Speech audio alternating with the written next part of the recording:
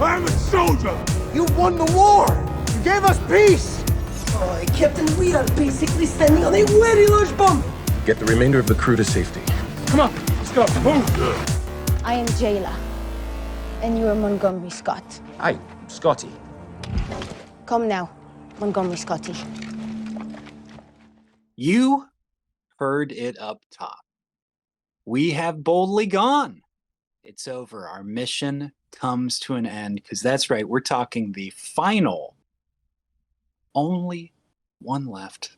That's right. It's the final theatrical released Star Trek motion picture, number 13 here. For now. Star Trek Beyond, for now. Mm-hmm. Potentially. With your host, potentially. With your host, this is Kolinov, like Chekhov. I finally remember that I'm Bones McCoy. And this is, one last time, Commander Jock at your service. Live long and prosper, Normies.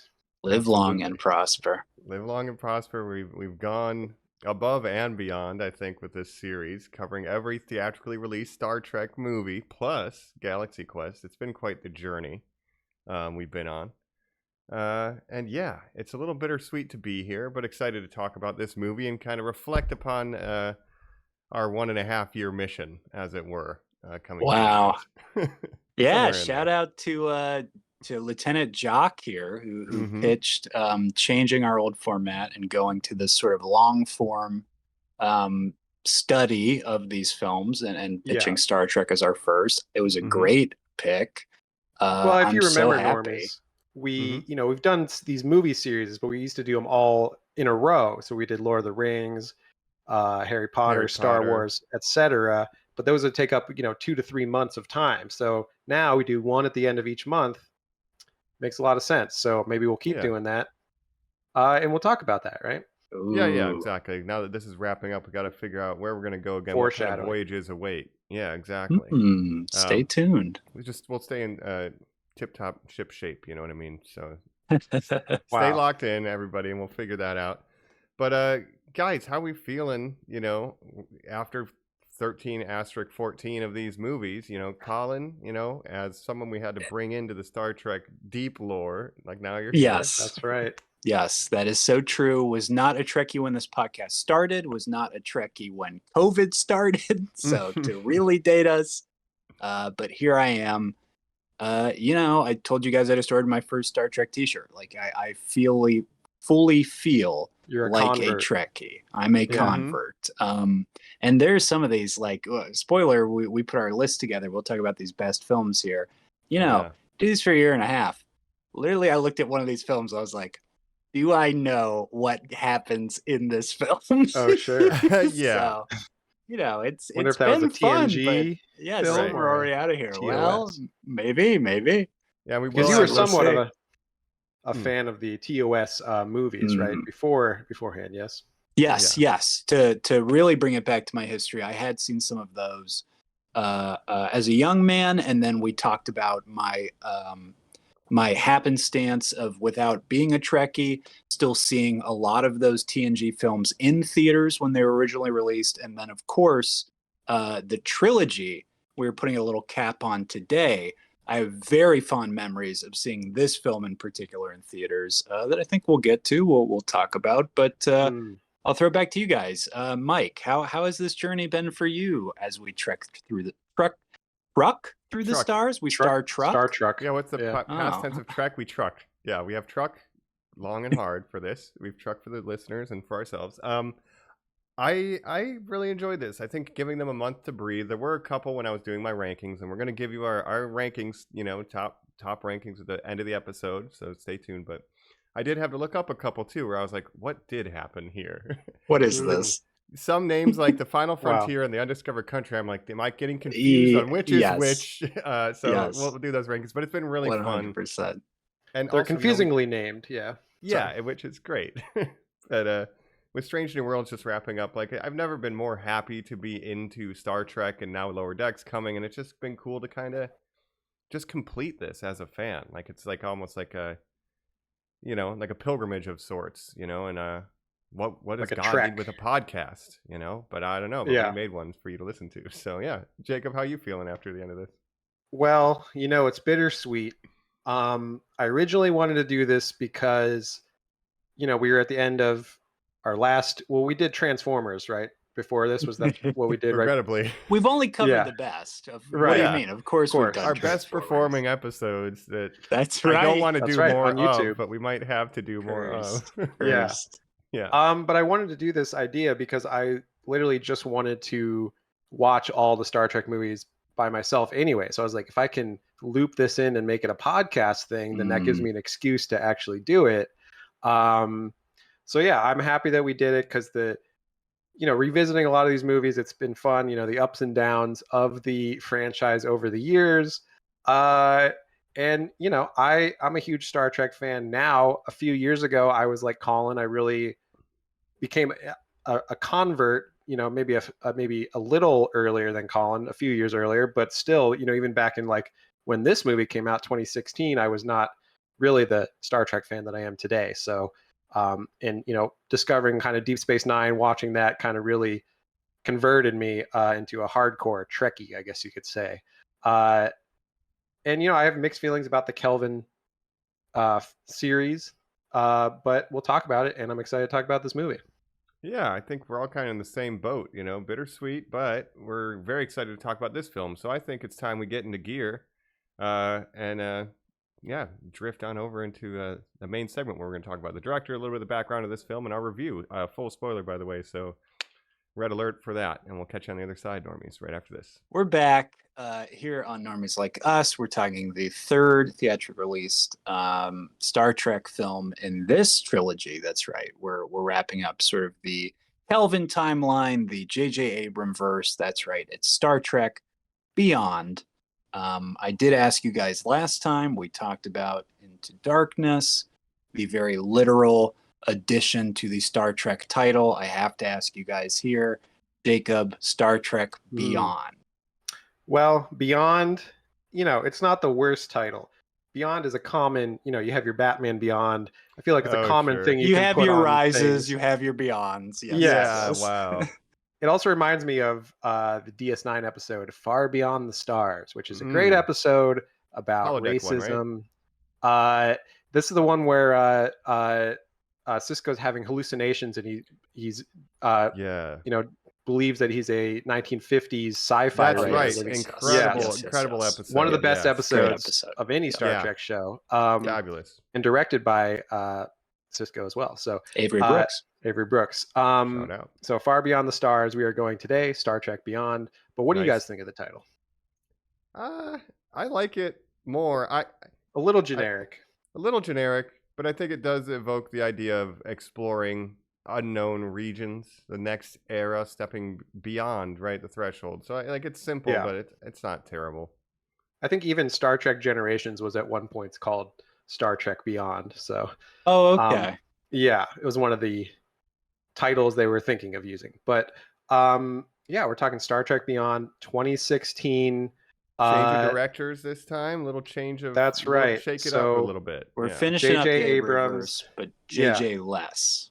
Mm-hmm. JJ Less, he's still a producer on this one, but he turned down the opportunity to direct this movie because he was working on a little movie you might have heard of called Star Wars: The Force Awakens. Oh yeah, Disney had him on that indie reboot. Yeah. Yeah, so he's like, screw this Trek, I'm going to the wars. The Star Wars. But he stayed on as a producer, kind of overseeing, this project. And originally, Roberto Orci was going to direct this film and write it. If you remember, he is one half of the Kurtzman-Orci screenwriting partnership. Now we've complained about Alex Kurtzman many times on this podcast. Currently, the sort of Kevin Feige of Star Trek today, Alex Kurtzman is, but his partner Roberto Orci may be less known, but was originally going to direct this movie. Yeah. Interesting. I didn't realize that. And we are going to have the Wrath of Cobb again in this, so we're going to get a little bit of trivia up here. But there is sure to be some stuff that we're going to cover. One last time. Right. I think, is it because of the Dark Universe Rising, Jacob? Does The Mummy and Alex Kurtzman's involvement with that and Roberto Orci by association, does that stop him from making this film? Could be. I think Wow. so this was in development. He was writing and was going to direct. However, he was then sort of, they kind of changed directions. They're like, this script's not really working. Let's go another way. So he became a producer only. Then they had a short list of different directors, and one of them was this guy who is mainly known for, of course, the Fast and the Furious franchise. I'm talking Justin Lin. Hmm. Signs on to do this. His first movie since his first movie, Better Luck Tomorrow. Oh, Right. okay. He then would go on to do multiple Fast and the Furious movies, but this is his first movie since that movie that's not a Fast and Furious movie. So really branching out from saying, "See you later, Vin Diesel. I'm going to work on Star Trek." And this script Coming was back also to Vin written, Diesel, saying goodbye again to Vin Diesel. Yes. Currently, he most recently, of course, dropped out of the production of Fast X. Clearly, he was tired of Vin Diesel's bullshit. And, Well, maybe yeah. the smartest man in Hollywood had his lawyers write up a pay-to-play contract that literally, once production started, Vin could not interfere with the script anymore. And if he does, I'm allowed to get walked. I'm allowed to walk and get paid Sure. for both films. Yeah. And Wow. that's what he did. So. And there was Genius. There was some social media post with Dominic trying to look like they were not Dominic. Well, they're the same person. They're Vin. the same Dom. persona. It was Dom. Yeah, Vin Diesel Right. and Dominic Dom are the same. inhabiting Vin. Yes. They look like a hostage situation. Like, look how Yeah. much we're having fun. We're having. It's great fun here. Like, it's like, no. Justin dude. Lin's like, yeah, totally. me outta here. Yes. Yeah. Okay. Yeah. So the writing was on the wall. But fan of Justin Lin's work, I do want to shout out. Like, I did a little bit of research because I always forget the name of Better Luck Tomorrow, which has apparently the same Han that is in the Fast and the Furious. It's a connected Right. universe. But when he was in UCLA, he did a independent film he co-directed that starred John Cho called Shopping for Fangs. So there's a John Cho connection here Yo! too. So Yeah. I don't know if that was going to Okay. be your trivia. Sorry if it was, but I wanted to. That's No, that I noticed wasn't. that. That's cool to So know. some 6 degrees of separation clues for you. Yeah. Right. And so with this new direction they're going in, Orchie also dropped out as writer. So this movie was written by, of course, Simon Pegg and Doug Jung, who I'm not really familiar with, but Simon Pegg obviously plays Scotty in these movies, given the power to write this movie, which is kind of something we haven't really seen since of course, the Jonathan Frakes of TNG directing, and Shatner and Nimoy each having their turns at directing the original films. So Your here we get a Star cast Trek member. franchise is not legitimate if creative input isn't coming from someone who wears the Star Trek costume. Yes, yes. That's right. Oh, and I forgot to mention Imagine Brett Spiner, of course, co-wrote Nemesis, course. our favorite. Oh, Right, of right. course. Oh man, incredible. Yeah. Go ahead. Prince I was gonna say, yeah, Simon Pegg writing this movie. What do you guys What think? if James Doohan got a chance to rewrite one of those other Star Trek movies? Like, hey, keep Right. engineer. Hey, Let's let it. I would have really liked that, dude. Here's what I think.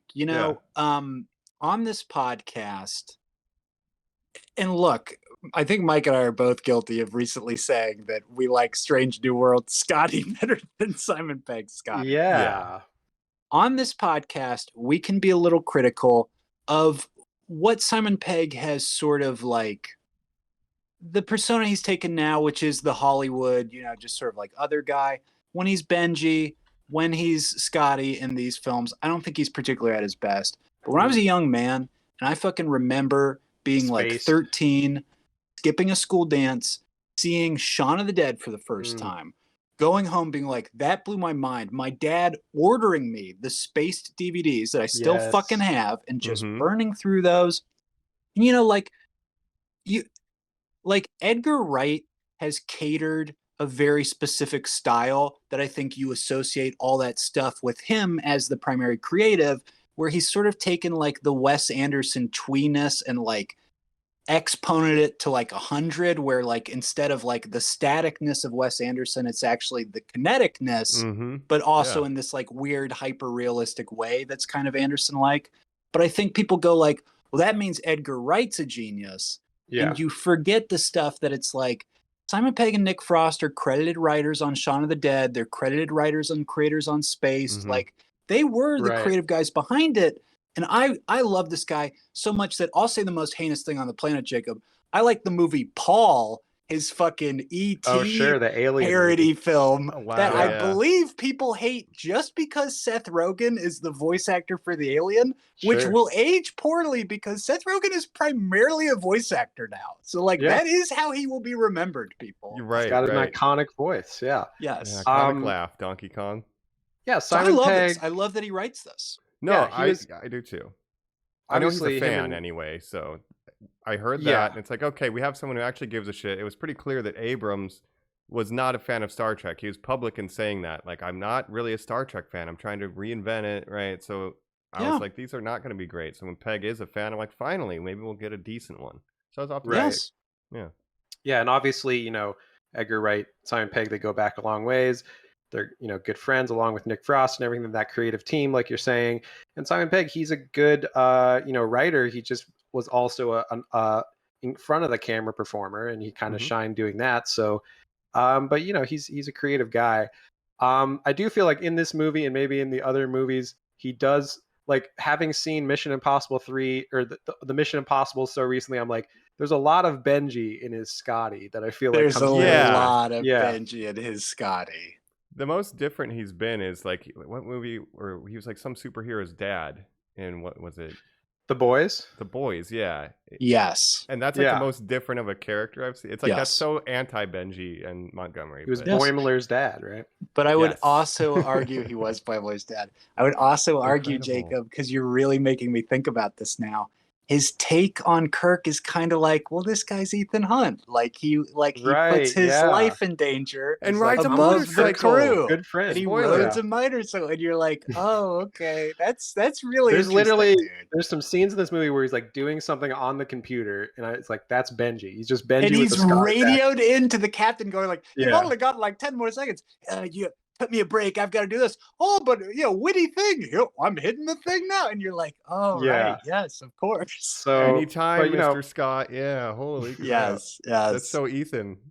yeah. Ethan It's Hunt should Bad say, Robot. "Beam me up" in the final film. Right. Chris Pine should That's be in how it a ends. Mission Impossible movie. I That would think. be awesome. Yeah. Honestly. It's all just been it's been all the temporal Cold War thing that we have to send Ethan Hunt back to do all this Right. stuff. But yeah, Bad but yeah, Robot, all Simon tied Pegg- in. co-wrote this film. I like him and everything. So let's jump into what is this movie about. Well, first of all, I want to say there's a sort of a different direction this movie goes into than the first two in this franchise. Kind of getting away from the angle that Abrams was going for in a more standalone adventure kind of way, right? We're away from the Enterprise for not the Enterprise, but we're away from Starfleet for the most part. We're away from the We're legacy kind of sort away of. from the Enterprise. Yeah. Yeah, but it's kind of going back to basics. I think Kirk Yeah, has a back to line where he straight up basics. says, we've been out here for 3 years. Things have started to feel episodic, like calling attention directly Yes, to the point that yes. this is going to be a standard little Trek kind of story, and I But you like can that. kind of see the new direction in everything from the production design, the costuming. It's all, I just gotta say, like, I like it better than the first two, the Abrams Mhm. directed movies. Like, I love the costumes in this movie. I love the way it's filmed. The lens flares are gone. The excessive shaky cam is gone. Like, it's filmed like Yes. more like a standard traditional Star Trek movie, if you will. And it's getting Yeah. away from the first two movies were kind of obsessed with the legacy of Star Trek. Having the second one dealing with Khan, obviously. First one Yes. literally having Spock, like literally. Yes. Yes. This one, they're like, let's do a Yes. whole new story. We'll keep the same cast, but just we're not going to reference any old movies. It's going to be a totally new adventure, right? Yeah, we don't have We another should villain, say- Chang not coming back, right? We're not just doing that. Right? Yeah, exactly. Go ahead. The reception to Into Darkness was miserable. Now, Right. we listed off in that episode, Jacob, I think you said like 6 different films that have it was all part of the plan scene. Yes, but the for villain some getting reason, caught on purpose. Yeah. people really seem to be like, no, but Into Darkness is the one I hate for doing it. And you're like, oh, okay. And and when you said that, switching from Roberto Orci and all these shifts and pivots, it really does seem like, and this is 3 years later, which it seems like they always took too long between these movies when making these sequels, but it seems like Yeah. they really said to themselves this time, we need to figure this out. and let's really sit down and say to ourselves, what is a Star Trek movie? What's a way to make it different from the last Star Trek movie? Right. And it's really is a back to basics kind of approach. And this episode almost feels like this movie almost feels like it could be an episode of a show just extended. Now you might say, well, Jacob, isn't that what you complained about with the TNG movies feeling like a longer episode of the show and you liking First Contact more because it had movie stakes? Well, yes. But I think after the last two Kelvin movies, it's very refreshing just to have a standalone episodic adventure featuring this cast. It's just fun, right? Yeah. It's not the best movie in the world, but it's fun. Yeah. No, and this is coinciding like with the year, I think, the release of this with like the 50th anniversary of Star Trek in general. Wow. So it's really like a back to basics approach here. And I do enjoy this movie a lot. Like, I think it's the best of this trilogy. You'll have to wait to hear my other rankings, but I really liked it. And I think, honestly, if it would have been Star Trek 2009 and then this was the sequel and Into Darkness never happened, or they just had a different third movie, this is a great sequel to that first movie. It really is. Yeah. Well, this is my complaint, kind of my main complaint about this movie. Not that I don't like it, but I think it's a good movie, but it's not a good ending the franchise movie. No. And if this is the last movie that we get with this cast, which is seeming more and more likely every year that that's the case, Yes. it's not a good way to sum up this franchise. It's more like a middle, like a middle It should have been the installment of a second franchise, three. right? Yeah. I love you saying that because I was really thinking about and considering that the entire time I was watching this film this time, Jacob. And what made me feel kind of good about this franchise's future, or what could have been its future, is you got to figure the guy who's wearing the costume and on set every day has a pretty good pulse on if these people want to come back and do another one. And if he's writing this as being open-ended at the end, that to me says that all those people really did kind of have a good time making these movies. Yeah, that's true. And this one was meant to be open-ended because there were talks on a fourth movie, which I will get into towards the end of this episode because I did some research. It's just interesting the different iterations that the fourth Kelvin movie has gone through in the years since this movie's release. So we'll talk about every year that. or so you catch a new rumor or something. Yeah, it's a weird start-stop. So it'll be interesting to kind of explore A lot that. of people have What might gotten be a or good what might never be. paycheck developing a fourth Oh, movie. sure, yeah. So God bless that. People Yeah, pay we'll talk mortgages about it. for something that probably won't get made. Yes. But, But good regarding for the you. cast, they originally signed a 3-picture deal. The main cast did. Mm. Kirk and Spock, Quinto, and Pine, I do believe, renegotiated for a fourth film, but they were in process of negotiation as recently as February of 2022. But that deal has since sort of fallen apart. So we'll talk about that later. You got to pay Zoe Saldana. We'll talk about that later. Yeah. But Yay, man. yeah. We'll see. Richest man in But Hollywood. with this movie, Absolutely. I want to talk about also the design, right? The costumes. It's all a more traditional TOS approach, and also having just seen, of course, Strange New Worlds, it's reminding me a lot of that. And it's getting away from the radical changes of the first two Kelvin movies. What do you guys think? We get a really cool cold open. We'll talk about it in a second. That's kind of like the Into Darkness, where we're kind of jumping right into things. Yeah. But when the camera pans up and we see the yellow shirt on Kirk doing some sort of ambassadorial stuff, he's giving a speech, he's connecting with people. It's like you guys said. I mean, I hate to keep reiterating what we're saying, but this is the first time where I'm like, oh wow, they're gonna let him be Captain Kirk in this movie. Wow, they're finally letting Chris Pine play Captain Kirk. That's so cool. Like I thought that this time. He's finally feels like a captain. And when he sits in the chair later, a big spoiler alert, but in the old ship, he is sitting how Kirk really sits. Like he is finally inhabiting the role. I have so even much his that I love hair. about that. Yeah, his hair. He has a longer hairstyle that's like kind of coiffed, and I'm just like, man, He's like a swashbuckling captain. I wish they would have given us the green shirt at one point, but yes, but this it's a great look. It's great to see him being a captain, and we get scenes that feel like they're out of, not directly copying like Into Darkness would do, but it's like in spirit. Like when he has a drink with Bones, and he's like, I'm a year older than my dad would have been. What the hell is life about? Like this reflecting on your place in Starfleet, and like that's very much It's very TOS era Wrath of movie Khan. stuff. Yeah, Yeah. yeah. I was Very noticing, Wrath of Khan. I mean, the big themes of like, so obviously Kirk and Spock are both kind of having their own existential crises of like, what am I doing? You know, we've been out here for 3 years. I don't know. I'm kind of getting over it. Don't really know what I'm doing. And like, you know, Kirk is ready to leave and become a vice admiral at Yorktown and stuff. And Spock's then we find out considering leaving Spock is ready to too. leave.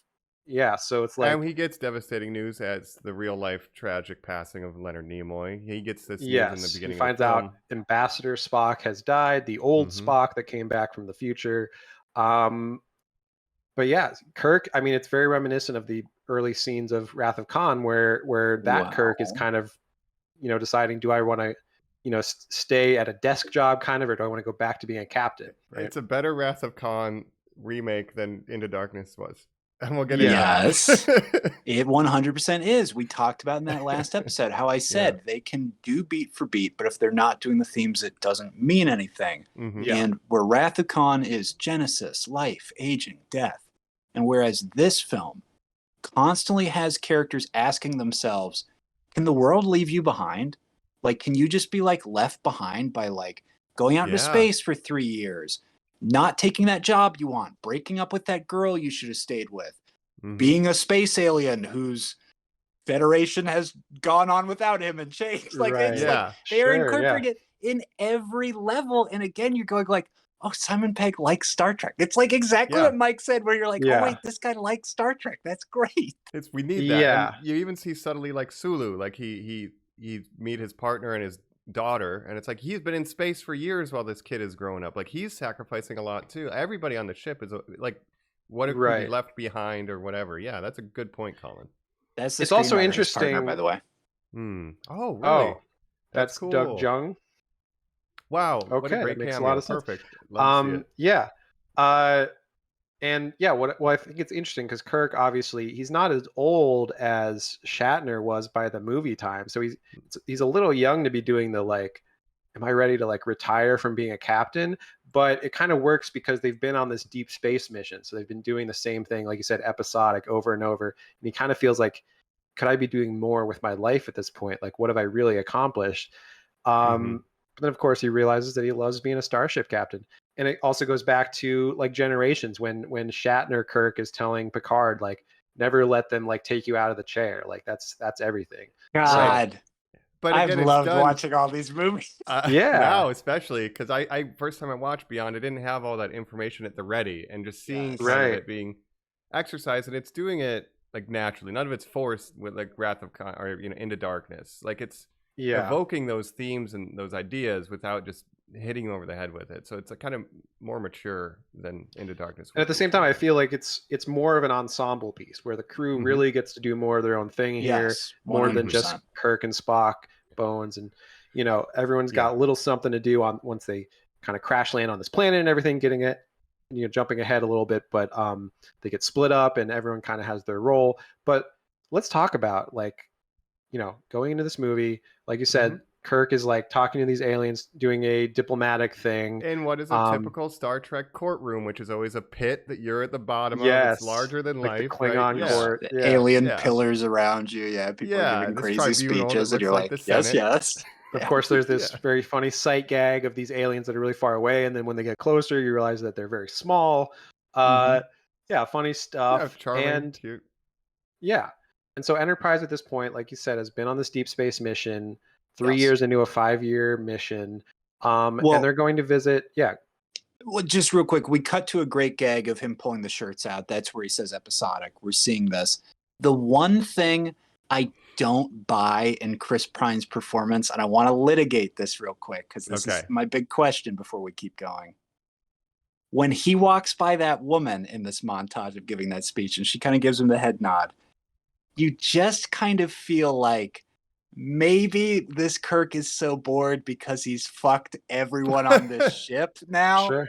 Right. Yeah. That's so different than what I kind of, the piece that I have come to. I really can't get over Paul Wesley's performance in Strange New Worlds, where he says that thing about how he has an on and off again with Carol and she's pregnant. So it's kind of good right now. Like, that to me cemented who Captain Kirk is so much that he is just this jovial, nothing bothers him, but sadly, his life is all about the mission in a way where I'm not positive that I can buy this sort of monotony obsessed, downer Kirk. And I wanted to ask you guys, where are you now? Who's your better Kirk performance? Ooh. Well, I mean, I still like Chris Pine a lot. Paul Yes. Wesley, I definitely like him so far as a younger Kirk before he's been made captain. That's really working for me. So it's hard for me to compare. I mean, with Spock, it's easy because I already put Ethan Peck over Zachary Quinto. Zachary Quinto. But yeah, 100%. Kirk, it's still a lot and this closer film for me. cements it. Zachary Quinto's terrible in this movie. But Mike. Yeah. Paul Wesley's able to explore areas of Kirk's life that we've never seen before, or like a stage in his life. So he's getting to do a little bit of different stuff. So there's less weight on his shoulders, I think, than to be the Kirk captain of the Enterprise. But I'm split because I do really like Ethan Hunt Kirk here with Pine. I ripped my shirt again. Like that there's some very funny things in this. He literally was Jack Ryan. Like, this is Jack Ryan. Right. Kirk. I cannot. I do think this unsee is that now. Yes. I do think this is my favorite Chris Pine Kirk movie. Yes. Of 100%. the three. And he did dial 100% back agree the with womanite. Like, he gives a glance and a head nod, but he's not like he's not having a He's threesome with not- cat people. This film has no gratuitous nudity, which thank Yes. God for that. Thank you. One last thing Yeah. I wanted to point out, though, real quick: differences in these worlds. And have we ever talked about this before? I wanted to ask you guys. I don't even know the answer. Does this Kirk have a brother? Yeah, I don't know. I think he does because, at least according to canon, like Sam is his older brother, so he would have been born before his dad died. So, George, Sam. yeah, he could still have a brother, Right. although he's never Kirk. mentioned him in this universe. So who yeah, knows? Because obviously George dies having Jim, our Kirk in this Yeah. universe. on his birthday. Yeah. So with his older brother. Yeah, I wanted to mention Carol Marcus. You mentioned, of course, Alice Eve portrayed Carol Marcus in the last movie, joining the mission at the end of that movie. She does not appear in this movie, and nor is she mentioned or anything. And I did look into it. Simon Pegg did explain, like, yeah, we wanted to write her in somehow, but we just had nothing for her to do, really. So I didn't feel like, it wouldn't make sense to just have her do nothing. So, but they could have found a role for her, like, in the whole. He could have been living on the stuff. space station. Like, she could have Genesis just project. Yeah. It's she this could have new been in thing they're Yorktown. working on. It's very exciting. I'll be here. Yes, Bye. I'm doing a top secret program. Yes, for that would have been really. But she's cool. joining the Topographic 5-year mission surveys. at the end of the last movie. So Yeah, I don't know. I don't. I mean, that shouldn't have happened. That whole movie shouldn't have happened. No, this Right. should have been the sequel, and Into Darkness shouldn't Yes. exist. That's how I'm going to watch these going forward. I'm just not going to watch I Into Darkness prefer again. that they don't reference her. Yes, Sure. there's no Band-Aid I have to cover up to be like, no, don't worry about that character. Right. But I do have to say, as we're going to get into the plot, if you are upset about movies where the villain gets captured on purpose, boy, if I got something to tell you. We do not lose that trope. Spoiler alert. Right. We keep that live, though. But yeah. But anyway. I mean, the villain in this, should we just talk about him briefly? Way more in it. Well, we could do the setup. I like right? him a lot. Yeah. We're at So Yorktown, and I love Let's keep Yorktown. moving. Yeah. So they go to Yorktown, which is this sort of on the edge of Federation space outpost, kind of. So it's like the closest or the farthest from Earth that a Federation outpost has been. But it's kind of like the space station, right? It's a space station. Now, is this a cinematic interpretation of what Torak Nor would look like? Could a Deep Space Nine look like this? Yeah, I mean, Smaller? the thing is, Starfleet has a bunch of deep space stations. Deep Space Nine being the 9th out of Technically, however Torak many. Nor was built by the Cardassians. So Torak Nor specifically was built by the architecture. Cardassians, but we've seen other space stations in other Star Trek episodes as well. Yeah, could be. I love the gravity. It's all twisted around. There's buildings pointing every which direction. It's just like it's a Hollywood spectacle, but it's neat. Like, I like it. I like how Yorktown looks. And again, if I can just talk about the cinematography and the production design, like, so much better than the first two movies to me. Like, I can see what's going on. Action scenes make sense. The ship porn kind of is great, of like shooting the ship flying When through they space. launch out a space dock and it's just attached to the neck of the ship, there's some really great cinematography of the ship. The wide angles, just to give you scale. Like, it's beautifully shot. And even when we get to the crashing scene, to jump ahead, I thought that whole crashing scene was like beautifully shot when it's it's a beautiful way to shoot a ship crashing into a planet. So we'll get to that. But you watch a woman die in a fiery explosion, and it looks practical. right, There's some, right, yeah, it is very well made. The best looking of any of these. Yeah. Yes. yeah.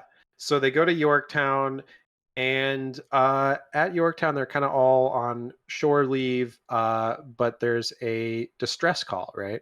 Yeah, an unknown ship comes. They're not able to receive signals. Somehow, they bring it in. Turns out there's a single occupant. She's in distress. They turn on the universal translator, which is very cool because in this you can hear both languages kind of at once, Right, which is yeah. neat. But she describes Really that cool. there's been some accident and there's people stranded in this, this far off planet, and they need some help. It's a distress call. And Yeah, she can so- guide them, so she's going to roll with them.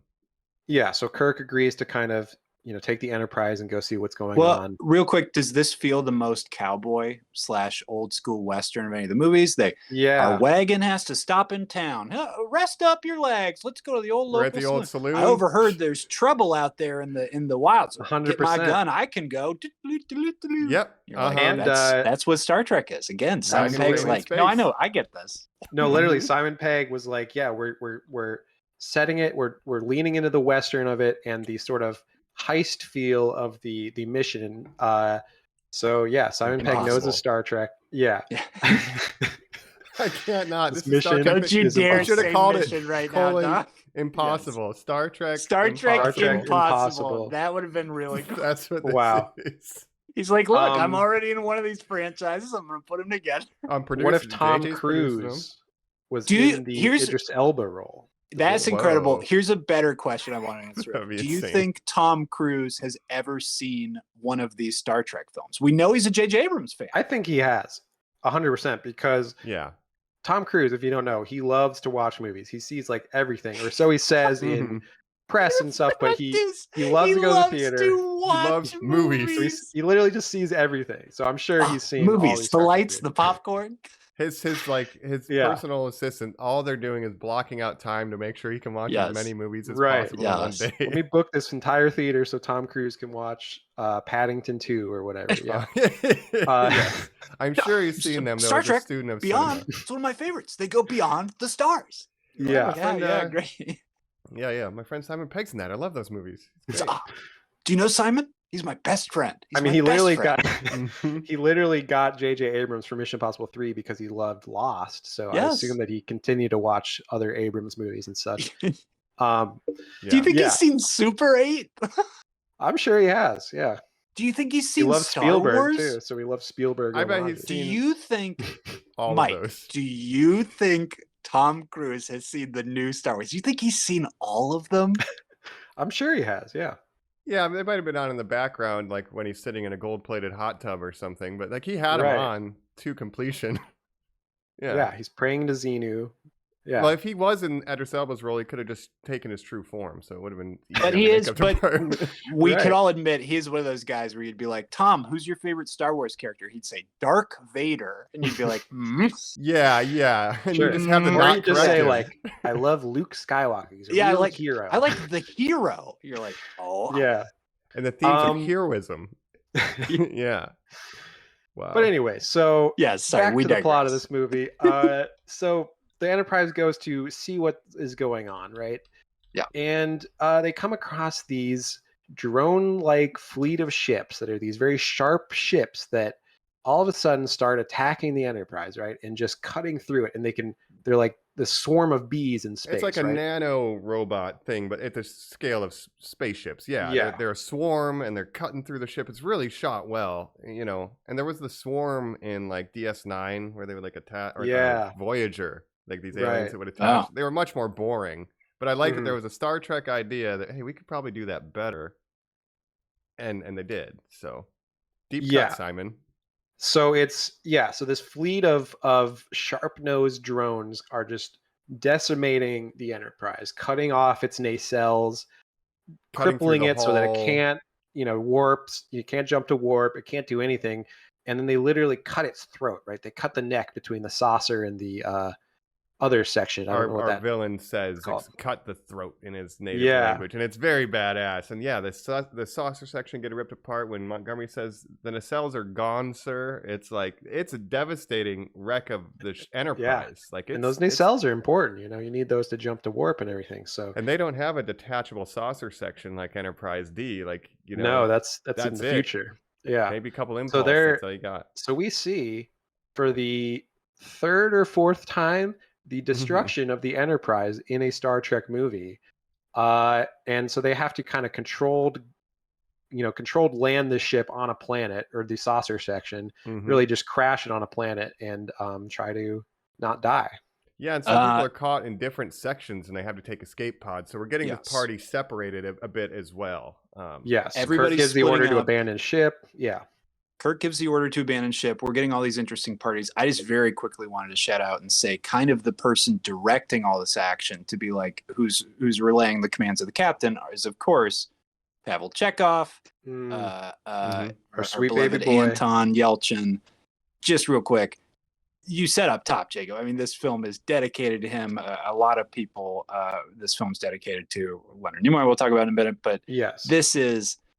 You said good ensemble. It finally gives people a lot to do. I think this is the best Chekhov movie. I think Anton's great in this. And once again, I love the kid so much. He gets a ton to do. Give him his flowers. Yes. He's getting kicked out of the room, having a lover's quarrel. You're getting a lot of he kind of takes on he's flirting with another girl later. He takes on the ladies' man role of you see him talking to all these different. He's the mentee. He's got a mentor now. We know it's our boy Kirk, and the fact that they spend the whole movie together. I just remember the press tour because, of course, he died right after filming was concluded. This movie came out. Yeah. Right before this film came out. So the whole press tour was literally Chris Pine being like, we literally did all our scenes together. Like, I love him so much. I am destroyed. And I just remember being like, this is horrifying. It's the worst thing in the world. If you look it up, it's the worst thing in the world. Yeah. There was he had a malfunctioning Jeep, which that part was later recalled from those Jeep models because it was malfunctioning. So I believe his parents, sued Jeep for wrongful death and everything, but he was only 27 years old, the famous rock star age to die. But it's even sadder because he didn't die of like drug abuse and stuff. He just in a freak accident, which makes it even sadder. So this movie is dedicated. At the end, it says like in loving memory of Leonard Nimoy, and then it just says for Anton. So very sad. And also I wanted to mention, I think I mentioned it before, but there was a documentary about his life called Love Antosha. Love Anatosha, which is a great film. And it has a bunch of talking head interviews with different cast members of this movie and other movies that he's been in that knew him. So check that out if you're interested in knowing more about him. But a good supplemental watch. Yeah, and I agree. He does get a lot to do in this movie. Maybe more than the original Chekhov ever did. Maybe more than any Chekhov in the history of Star Trek. The best Chekhov. Yeah. Well, the most engaged Chekhov. Yeah, and I can say, I'll say that I think Anton Yelchin is the best Chekhov over our guy. We haven't met one on Stranger Worlds yet. Oh yeah, that's we're right. Still waiting. They're crashing the ship. The saucer section crashes into this planet in a really beautifully shot sequence. Like I said, you really feel the scale of it, everything, and the effects look great. And then the crew is kind of separated into like pairs for the most part until they kind of rejoin later. Like you said, you have Kirk and Chekhov together. You have Spock and Bones. You have Uhura and Sulu, who kind of get captured by these bad aliens. And who else am I even forgetting? Scotty. Well, you have a really cool Justin Lin really flexing what he's bringing to this franchise, which is like, what if Scotty's escape pod? What if we shot it in like a fake oneer? Where there's green screen and stuff, but it's like a cool shot of him getting out immediately. There's kinetic action, stuff's fucking happening. He's got to like jump, save his life, and then he gets paired up with, of course, our alien Sofia Boutella as Jayla. Yeah, that's right. As we kind of find out, this planet is sort of a graveyard of ships, of all these ships that these villains that we have yet to meet sort of destroyed with their swarm. And so it's just like all these crews have kind of been stranded here, including this new alien Jayla, who explains that her ship also crashed here and everything. Now, what do we think of Jayla I think Jayla's as a great. character?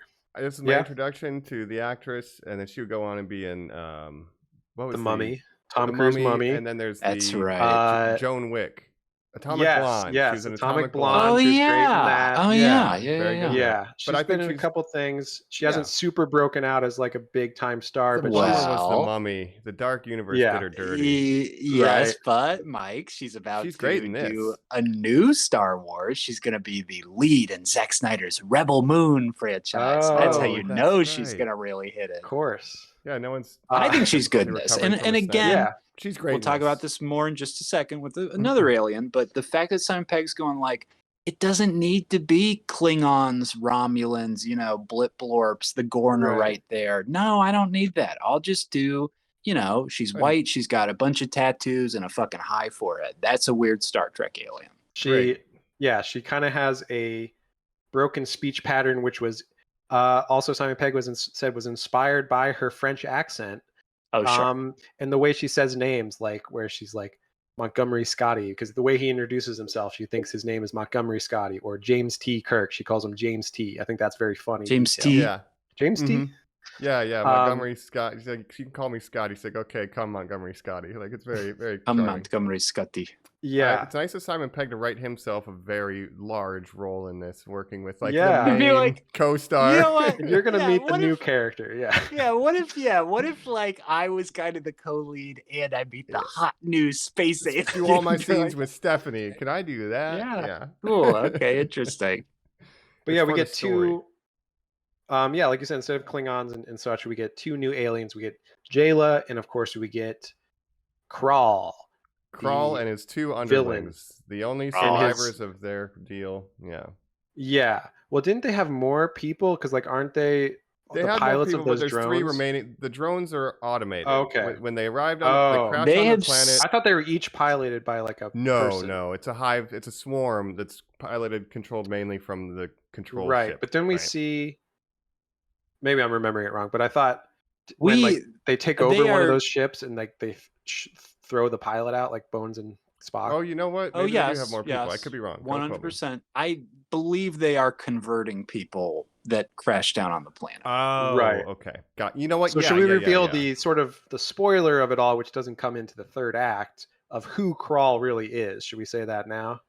I don't. Well, think let's to talk yet. about the performance. Yes. Yeah. Let's just say, We what do have you Idris think of Elba as Idris Crawl. Elba Of course, this as is Crawl? I'm Idris Elba, mate. In it, I'm bossy. it's Yeah. my British accent. Boy, wow. Wow. I'm Idris gonna make Elba. a speech during Pacific Rim. Yeah. That's right. And I love Idris Elba. love Idris Anytime Elba, he, yeah. shows up in anything, Yeah. I think he's great. He's just great. I've said before when sport? we talk Suicide Squad, is he a curse on franchises? They typically do not they've do been- well when he is in them. He's been trying to break out as like a movie headlining star for like a decade now. It seems at this point. Doesn't seem like it's really happening in terms of like he can headline a movie and like sell the movie as him being the main star. in Jacob, it. you love that movie where he fights a lion. Fights a lion? What's that Yeah. called? Oh, Of course. What Beast. is it Lion called? movie? Yeah, it's I not think Roar. it's It's called Beast, I Beast or think. something. Yeah. Yeah. Roar I is believe the it's other called Craven the Hunter. one. Oh my gosh. Yeah. The Right. Origin. So The yeah, rise of anytime he's like the Craven. headlining star, maybe he's not the most marketable in terms of that, star quality, but anytime he kind of shows up in a supporting or a villain role, I tend to like him a lot. And I Hobbs and think He's Shaw. always good. Yeah, Oh, he's always Hobbs good. and Shaw, though. He can definitely he he's takes hamming it paycheck up. movies, but yeah. You know. Yeah. And my experience with Idris Elba goes all the way back to The Wire, the show from the early 2000s, in which he played That's a Stringer canon Bell. event for you, The Wire It's, existing. you Yes, love to I've bring it mentioned up. it You love before. to bring it up. Well, That's so many of great. the cast went on to do great things, and I need to watch he was it. he was a huge part of that cast as Stringer Bell, kind of one of the main antagonists of the whole series. Mm. And that was sort of his breakout role, even before he kind of went more into movies and stuff. Well, he's this guy called Luther. I don't know if you're Luther, familiar with a yes, guy called a Luther. British show, Luther. Mhm. He is of course British. Does a lot of American roles from time to time. Like his role in The Wire was he had Baltimore accent, which is even harder to do, I assume, for a British person. But right. Right. I believe he just starred in an 8-hour Apple TV movie that no one will ever watch called Hijack. Once Apple buys Sure. Disney, they'll watch it. Sure. And then when you're talking like Suicide Squad, of course, I love that movie. But is he on the same level of star quality that Will Smith is headlining the first Suicide Squad? Not quite, I don't think. Or does he right? steal any shine away from Peacemaker or Rick Flag in the other one? You know, He's more Yeah. kind of, he's just a solid. He's very solid in any role he can play for me. Like, Well, let me ask you guys this then. Yeah. So that is a lot of him as a leading man. I think he is transformative. I saw that Genie movie where he's got a shaved head and big ears. Yes. He goes out there. 1,000 years of longing. Is he a physical actor to you guys? How do you think he deals with a fully prosthetic performance, which this is? That seems hard. You can tell the enunciating is very He's we talked acting about it in through our the last makeup. movie. Yes, Mike, in the same way Benedict Cumberbatch was acting through the makeup. Which where he you're wasn't like, even wearing any. You don't have any makeup. So yes, why are you pronouncing things this way? But the He's very very deliberate, smog. I am your enemy. Yeah. I like his design. I may have some questions regarding, like, when we find out who he really is, his true origin, why he looks like he does now, like what turned him into this alien. I didn't quite understand. I don't think it's maybe explained not that well, but they do a lot of info dump right before, like they don't give you. Uhura looks at a computer and says, moment. "Here's everything that's going on." Yeah, like, right. So that's one little criticism, but I do like a big, prosthetic Star Trek villain. Like that's fine. That's a throwback. He's the best villain since First Contact, the Borg Queen, right? Yeah, I would say since then in a 100%. movie. A worthy foe, an interesting backstory. I would say he's tied to the narrative in an incredibly interesting way. We said, sort of being left in the past. We'll explore this more in a minute. He seemingly got a vendetta against Starfleet, as we see. This idea of unity is our strength. He's like, fuck that. Unity, no. Honestly, maybe it's not a bad place to kind of get into it, because we find out where Jayla has been living, and I think all this is kind of related, maybe. So is it Lift the Veil? Yeah. Should we just kind of do that? So so Scotty and Jayla, they go back to her house that she's living in, right? And we keeps find referring out to it as my house. It's she has a bunch of booby traps. She's smart. She's an engineer like she's home alone in that place. Yeah. Mm-hmm. She's home alone in that place. Yeah, she's McAllistered it. Fully Kevin McAllistered it up. Yeah. And wait. Yeah. Kelvin McAllistered it. Oh, and you see Kroll like slipping on ice. Yeah, a future paint bucket. Anyway. Right. But there's traps that she set because she knows how to survive. She's been on this planet for a while. Right, but she's living in this old ship, and we find out it's an old Earth ship, and it's called the USS Franklin. Right, as Scotty discovers, it's one of the first ships from pre-Starfleet days. We're talking pre-Archer's Enterprise. Which, there's a reference to that in this movie, which we'll get to. But this absolutely. so this is a pre-Starfleet human exploration vessel that I think was the first ship to go warp 4, and was lost in space at some point, and presumed, the crew was presumed dead, of course, hundreds of years ago. Yes, and no one's made it to this planet. It's outside of Federation jurisdiction even this day, so there's been stranded. And to, lift the veil, the big reveal is that Kroll, who has a vendetta against Starfleet, he was a member of that crew, one of the few remaining survivors. He's been left to survive on this planet somehow for so many years. He's been transformed, but he still has this vendetta against the Federation and their ideals. Yes, not only is he a member of the crew, he's the captain. Captain Balthazar Edison, which is a great name for a starship captain. Yeah. And he's a former member of Mako, which this is an Enterprise thing. Colin, did you know what Mako was when he's describing this? No, I was going to call it like MAPS or something. When they did say the acronym, I was like, ooh, interesting. This I love. We're getting a lot of Enterprise era iconography. There's a line later, Mike, that I know you know. But yeah, he's a Mako were like the Space Marines, basically, the soldiers. So Starfleet crews are, sort of the Navy, if you will, but they're more exploration based. During Enterprise, they get assigned a Mako squad because they're in war with the Xindi, which shout out, there's a Xindi reference later in this movie. Yes. Yeah. But the Mako are military assault command operations. They got a shark on their patch, and they're like special op. And even in no, that's Section 32. But like Section 32 kind of evolves from Mako, at least in ideal and purpose. You know, they're like the special operatives. The military. But yeah, the Makos are like your fleet. traditional like hooah, like we're space marines. Yeah, like, and so once that was phased out, and he was made a captain, soldier. He's like, I'm not. I was born into a different world. You know, like he was born into combat, forced to be a peacekeeper. That was a good. He's a soldier. Thank you. Better than mine. Yeah, I don't think just so. a tiny bit better. So a soldier who's been left behind, which, you know, not an uncommon theme or experience, especially post Iraq War and stuff. You know, that kind of yes. And he's sort of, you know, he did all this violence in the name of Earth, and felt kind of screwed over by his government or his country or his planet. And that's why he's like, Starfleet, they say, you know, peace and unity is so great, but no, I will bring true strength back to Starfleet by, you know, forcing people to fight each other or something. I'm not sure what his like plan a might is makes exactly. right kind of thing. Peace breeds complicity, which breeds frailty and weakness. You know, times of hardship breed a stronger man kind of guy, you know, like. Yeah. Well, and can I ask you guys this, as far as just poking holes in his plan? He is aware of the space station, or is he just after any sort of Starfleet? He's aware of anything? Yorktown. Yeah. He's aware of Yorktown. Okay. He's been looking for this MacGuffin of this movie, the Andarath or whatever I think it was called. Which we're just happened to get in the first scene of the film as like a random it's this artifact gift. that Kirk has that he's trying to give these people in these aliens in this diplomatic mission.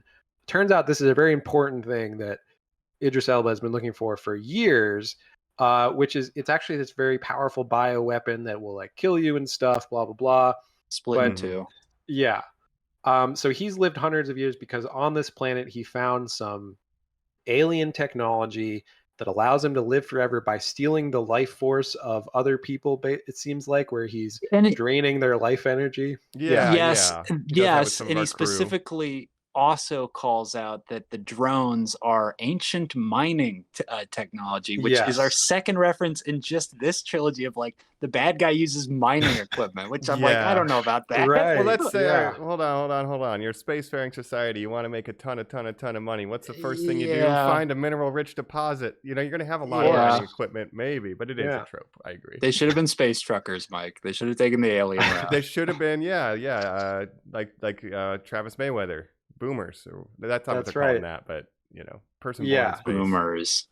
Totally. But the planet was already vacated. Basically, it was abandoned when they he left landed. behind all this mining technology by basically the Chozo from the Metroid, like a super advanced alien race that they're just like, fuck it, and we'll just leave all our stuff behind. And then like Samus Aran comes up and is like, oh, I'll use all this shit. All right. Fuck that. Yeah. This is kind of where my confusion came in, and I kind of made assumptions, but they didn't explain it, I don't think, that well. Why he like turned into an alien? Is it just because the technology that's extending his life also turns him into this alien? Maybe, and regardless of DNA.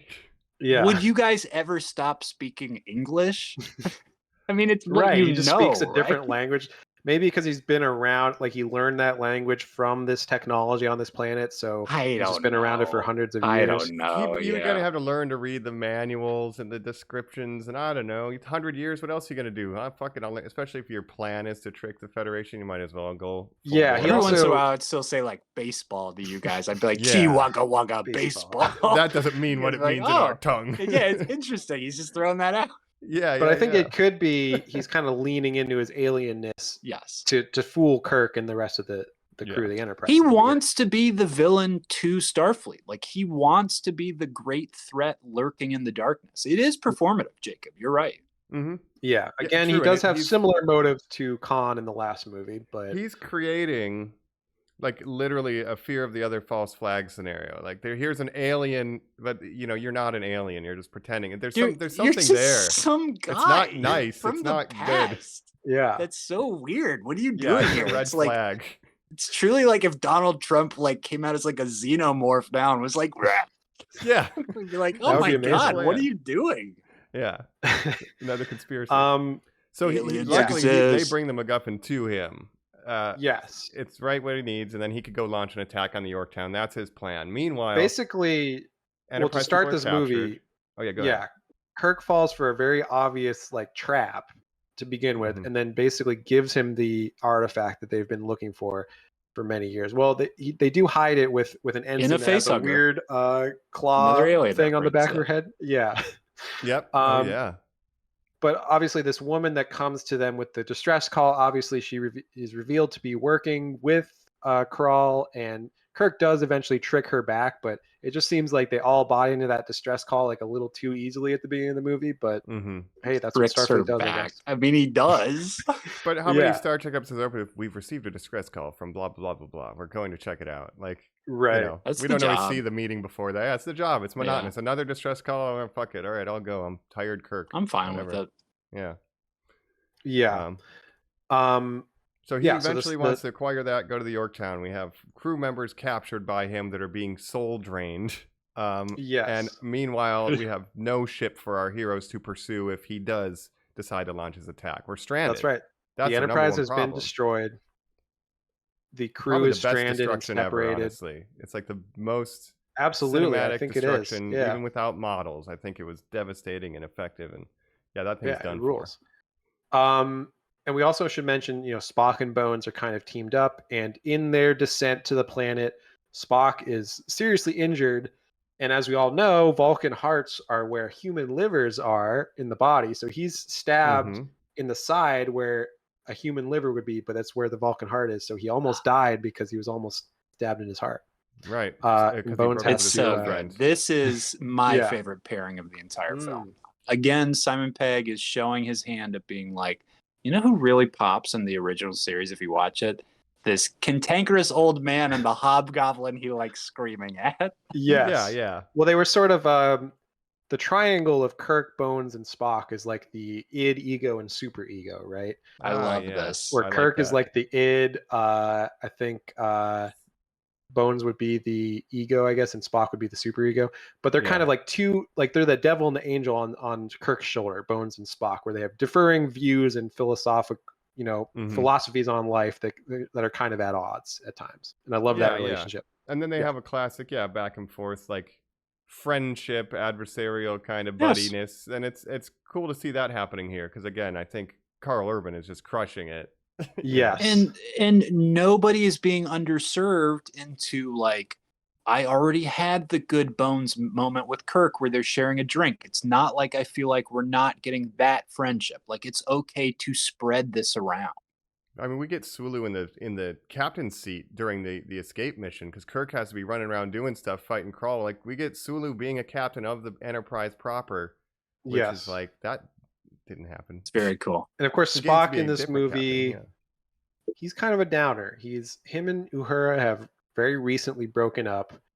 He just found out Ambassador Spock, his future self from a different reality, has died. So he's going through a lot of things. Which can I say, I would not be too worried about because I would not for a second assume I'm going to have the same life as that guy. I'd be like, oh, that is crazy. But like, that's not going to happen to me. Plus, he was like really old when he died. So that's I was like, that's a pretty good life. Like, and you have like, pretty sure he was with my dad. Yeah. But I think also thematically, Colin, you were saying, there's stuff weighing on him. Jacob, you're saying like he doesn't have his partner.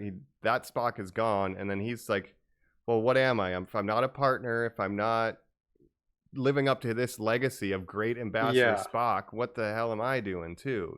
And he's considering leaving the Enterprise. Like he's considering leaving, and Kirk's considering leaving, but they haven't talked about it at all. Yes. So there's kind of this like I wish to discuss. Yes, they want to have a conversation about it. It's such good stakes. Just buddies being like hard with themselves. It's so good. And that's what I love about this movie. It's a standalone adventure where you can kind of delve into these characters, and it's lower stakes in terms of like the world, like the universe that it's in, but it's still high stakes character stuff. So really good. So we get these different pairings. Eventually they all kind of meet up on the USS Franklin, except for Sulu and Uhura and the other crew members that have been captured by Krall. Sorry, biggest trailer moment for me was them using the transporter, and when they take Spock away, and Bones goes, typical. That's just typical. He's just Yeah. so He's like- angry about Because it. he literally says, "At least I won't have to die alone." Yes. As Spock That's disappears. so typical. Yeah. It is. Great.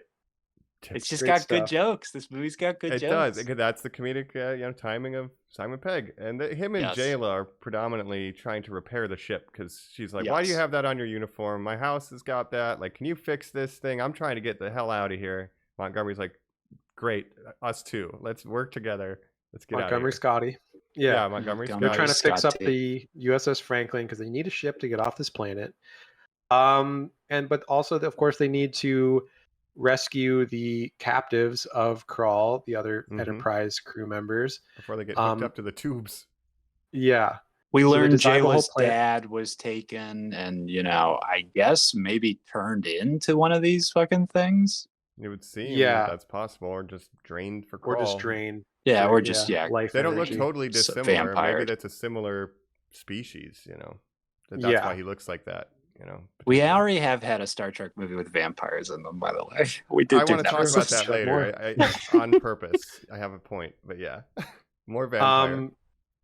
But they kind of devise a plan to rescue the crew members. Of course, this plan involves Kirk driving a motorcycle. It's so cool. Yeah, very cool stuff. 'Cause It's there Fast isn't just and a motorcycle Furious. on this. Ethan Yes. Hunt. It's They have a the motorcycle coolest scene on in the movie. Earth ship because it's like an old Earth ship. So it's like, hey, there's a fucking motorcycle. He here. says, why not? My My dad had mom one of used to. Yes, my dad had one of these. My mom used to ride on the back. Is that what he says, Jacob? That's the best. Yeah. I love that. Yeah. Um, So there's like Yeah, a so plan they with alien technology. We're going to do this weird foam stuff's going to expand. There's some illusion technology happening Yeah. with like a triangulation. We're going to have these fake versions of the motorcycle, and they won't know where we're hitting them. It's a very exciting action scene. Yes, it's very cool. To rescue our crew, which we do Good rescue stuff. the crew, but yeah. not all. And as so well. as they're rescuing the crew, Crawl, his greater plan is, of course, to go to Yorktown, which is not too far from this planet, take his army of drones, his fleet of drones, and release this bioweapon that's going to kill like a bunch of people. Kill everybody in Yorktown, at least. Yeah. Make a So point. obviously they want to stop that. So they need to get the USS Franklin off the ground. And another awesome like ship flying scene where they have to go into a controlled fall so they can get enough Bro. momentum Start the to like, engine. take off. Yeah, because can it we was take a it was minute never here? meant to take off from the ground because it was built in space. It was They never built these ships in space. meant They to were land. meant to take off from Yeah. atmosphere. But I love this ship because it does look like the old Admiral Archer style, Yeah. slightly modified, but it's a throwback to the NX-01 look. I really like that. These jackets that they find are Yes. sick as hell, and they kind of are throwbacks to the boiler suit style uniforms of Enterprise, just like a couple years Okay. down the line. I love these Totally. jackets. They are so good. I specifically wanted to ask you about those, Mike, when you guys were saying the Enterprise references. So they watched the videos and they're like, oh, here's the old crew. And this is where we get our first Idris Elba clue. But then when Spock is healed, you literally, I think, see him like zipping one of them up. Like he just starts like wearing one of these outfits. Kirk has one too. I was like, Mhm. shit, are those the Enterprise outfits? They look dope. They're very inspired by, but taken Yeah. like to the logical progression of that idea where it would be at this Well, point. It in time. just could be Timeline-wise- the Kelvin versions of them. Yeah, It totally Yeah. could be, know. because I love Yeah. those boiler suits and stuff, and they do have some cool Yeah. jackets and hats and shit. I So- want that. Yeah.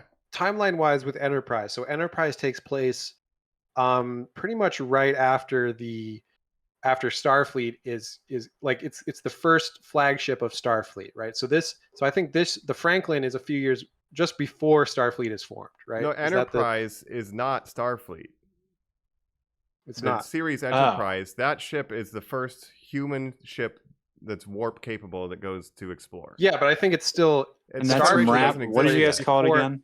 it's Starfleet, but not Federation, because Federation came correct. later, which is I'm the sorry. planet. Starfleet was just an Earth thing to start. That's right. Yeah. The Can I- Federation of Planets does not exist. I'm sorry. Jacob. Yeah. Can I ask Correct. one other question real quick? Does their Enterprise just hang out in orbit around the Earth, or do they actually trek and go on like missions and stuff? They go on missions and stuff, but they're They the go first. to other planets? Their Yeah. first job is to take But they only go, a like, lost warp Klingon 4. back to Klingon. That's their first job, Yeah. to deliver him home, and the Vulcans kind of escort them to make sure they don't fuck it up. So Do they yeah, have like and their goofy top ass speed spacesuits is and stuff? They're boiler suits. They're great. Kind of, yeah. Oh, they got the But boiler suits. Okay. Their With colored Enterprise goes shoulders. warp 4 as like a max speed, which is very slow by TNG standard. Like TNG time, they can go warp 9, which is like much If faster. you think of So a curve, like that's much yeah, much it's exponential. faster. Yeah. But so yeah, the USS Franklin. This is why it's called the USS Franklin instead of like the NX whatever, because Correct. it was just prior to the formation of Starfleet in like a one world government kind of thing. It's called the NX Enterprise. Yeah. The NX-01 before. Yeah. Mm-hmm. That's Oh, Archer. okay. So this is probably 50 but to 100 anyways. years, give or take. Like it's like that idea. Like it's very early But Federation it's early, days. early okay. human space exploration. You know, they had met the Vulcans and stuff, but they weren't quite at the point of like starting a federation of planets kind of thing. I just think this is such a good idea for a Star Trek movie. I just love this. I love It's this. great. And it's Set a movie in calling Archer's back- time. Yeah, well, it's like going back to the basics. Like literally, it's like we'll do a simple story. Planet gets stranded. We have A and B plot. We'll get an old ship. Like literally, we're going back to an old. We'll style celebrate the ship. history. Yeah, 50 Yeah. years. So that's cool. And speaking of Enterprise reference and stuff, like I said, during one of Idris Elba's villainous monologues at the end, he says like, "I'm a veteran of the Xindi and Romulan wars," which the Xindi War is a big part of season 3 of Enterprise. It was the 9/11 terrorism kind of allegory. But it's this early conflict that Earth has in its with space alien history. species. And they were building Yeah. up to the Romulan War. They never did it on the show, but that was supposed to be the big end of the series thing was the Earth Romulan War. They just never got to do it. So he's directly referencing things from Enterprise. And I also know in the Wow. 4th season they wanted to lean more into they were going to show the formation of the Federation if they got more seasons. Stuff like Archer was going to be a big part of that. So Yeah. it's a shame that show got canceled. Archer It is the was- first I don't president of the think it is. Federation. In canon, he's the Yeah. first president of the Federation. right, because he would go First on It's a to big President of and the they start Federation. foreshadowing that in season 4, but unfortunately got canceled, so we never got to see it. So I love, just to summarize, I love seeing the Mako stuff and just these allusions Yes. to Enterprise, not just Mako. treating it Yes. as the worst series ever or something. Like at least it's being acknowledged, and that makes me happy. It was, I guess, ahead of its time in that people didn't really watch it when it was on TV. It was on UPN, which is like not a channel Yeah. that a lot of people watch. So No, that's and then it impossible. decided to get revenge against the network itself and pretended to be a different show and right. set the distress signal, just like Crawl. No, I'm making things that get left behind, wanting revenge. I'm just Sure, saying. sure. But anyways, let's jump back into the plot of this movie. So he Of course, launches it off. He's making his attack in the Franklin. As you said, we're going to get this very, very exciting sequence to get to. You know, you got to push your car in neutral, and then you pop it into first. That kind We of gotta thing. start the battery. Right. Exactly. great Got to get Sulu momentum. Yeah. And they just go diving off of this cliff. They pull up right at the last moment, and it looks great. I made fun of this in Strange New Worlds finale when it goes below the trees. Like it's almost a trope, the ship falling Yeah. beneath the trees and Yeah, triumphantly of course. coming It up. is, This is it done very is. well. This is very You Yeah. got to Yes. do it. So they go to Yorktown. There's a big fight, action scenes. Kirk has a confrontation with Crawl or Balthazar Ooh, Edison. Hold on. Yeah. They're going to start trying to pierce the wall of the York. Yes. Right. We got to Well, stop. first the we know that swarm. Jayla Yes. on this planet figured out a way to make the stereo or whatever work in But the she's an spaceship. engineer. Yeah. I listen to My it's music. called music, and I like it. I love the stomping and the And shouting. yes, Sam The Peg's beats like, and "Oh, that's not screaming." music. You're dumb. That's terrible." Now, the reason I said, whoa, hold on, is look, if this following sequence wasn't in the film, I'd be giving it up to that motorcycle. I would have stopped us. We would have done 5 more minutes on that. I think that action sequence is so good. This action sequence, the visualization, and the drones, like we see it real quick. Jacob, you brought this up. We get a scene where real quick they're like, oh, let's send Spock and Bones, and they'll teleport over and they knock these people out. But the way that you see Bones pilot it by like getting into this sort of like motorcycle that you have to kind of like strap in and all these drones or whatever, that visual is going to be completely ripped off and used for Guardians of the Galaxy 2, where the golden people are these drones. They're operated by literally being a lean forward motorcycle, That's like so a video true. game that you play at like a Dave and Buster's or something. Yeah. It looks so fucking stupid in comparison to how Justin Lin is so smart, interesting, the stuff that he's doing with it, the visualization of turning the swarm into a tidal wave that is going to crash down on the Enterprise's boat, quote unquote. And you get this little moment of Kirk tightening his hands, his grip onto his chair, like he's scared for just a minute.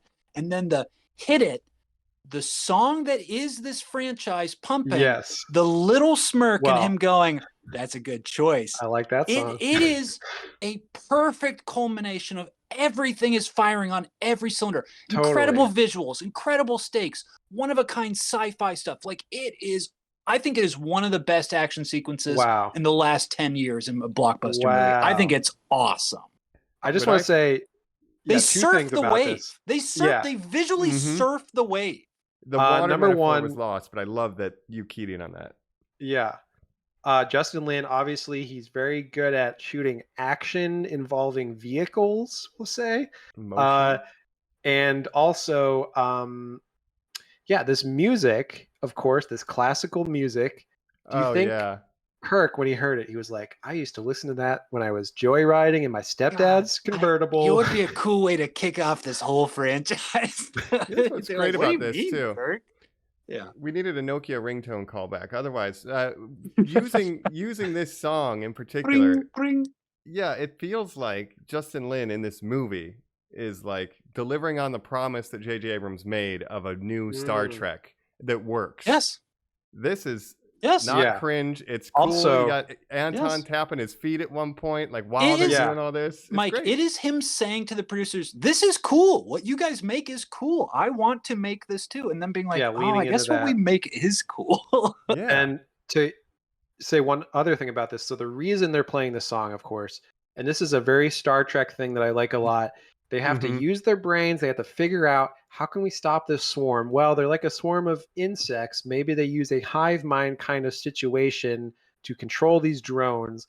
So they're reasoning this out. They're saying, how can we disrupt the signal that is controlling all these drones by blasting music and interrupting their cybernetic patterns or whatever? Well, specifically, they need high frequency wavelength, which is radio wave. So they're using like an old school radio wave to broadcast the music to where even Yorktown is picking it up. And it's just this really cool thing. But that's such a Star Trek thing of like trying to figure out a way, you know, let's use our minds, let's put them together as a crew and figure out how we can stop this problem in it, you know, outside of the box kind of thinking. And I just love that. Yeah, it's classic, and it's a quirky way to do it, you know, and yeah, the song is fun. I thought when I first saw it in theaters, I'm like, oh man, they're doing this again. But seeing it a second time, like it was really charming. Like, but yeah, it's sprint. Yeah, it serves as a callback to the first film while also making sense. I mean, did it need to be sabotaged by the Beastie Boys? No, but I mean, it's a great song. Everybody loves Sabotage by the Beastie Boys. Do you guys think Elo Atsi is on the Enterprise? He's in both universes at once. The alien named after Hello Nasty, the Beastie Boys song in Star Wars. No, I didn't even know Hello that. Atsi. I didn't even realize you guys, he's Poe Dameron's best friend. He's in like 2 scenes where he's like, beep, brop, bleep, blork. And they're like, Hello Atsi. Well, we do know that Abrams loves fucking Beastie Boys. And it makes sense. His tastes are, I like the white hip hop artists. It's okay, great, and good Spielberg. for you, J.J. I like these three Jewish guys. And the Beastie cool, Boys. Interesting, yeah. Oh, geez, I just had a lucid thought. Now it's gone. It's okay. I like. But speaking of J.J. we had to talk about him. The guy who's in Heroes. Greg Grunberg, also at Yorktown.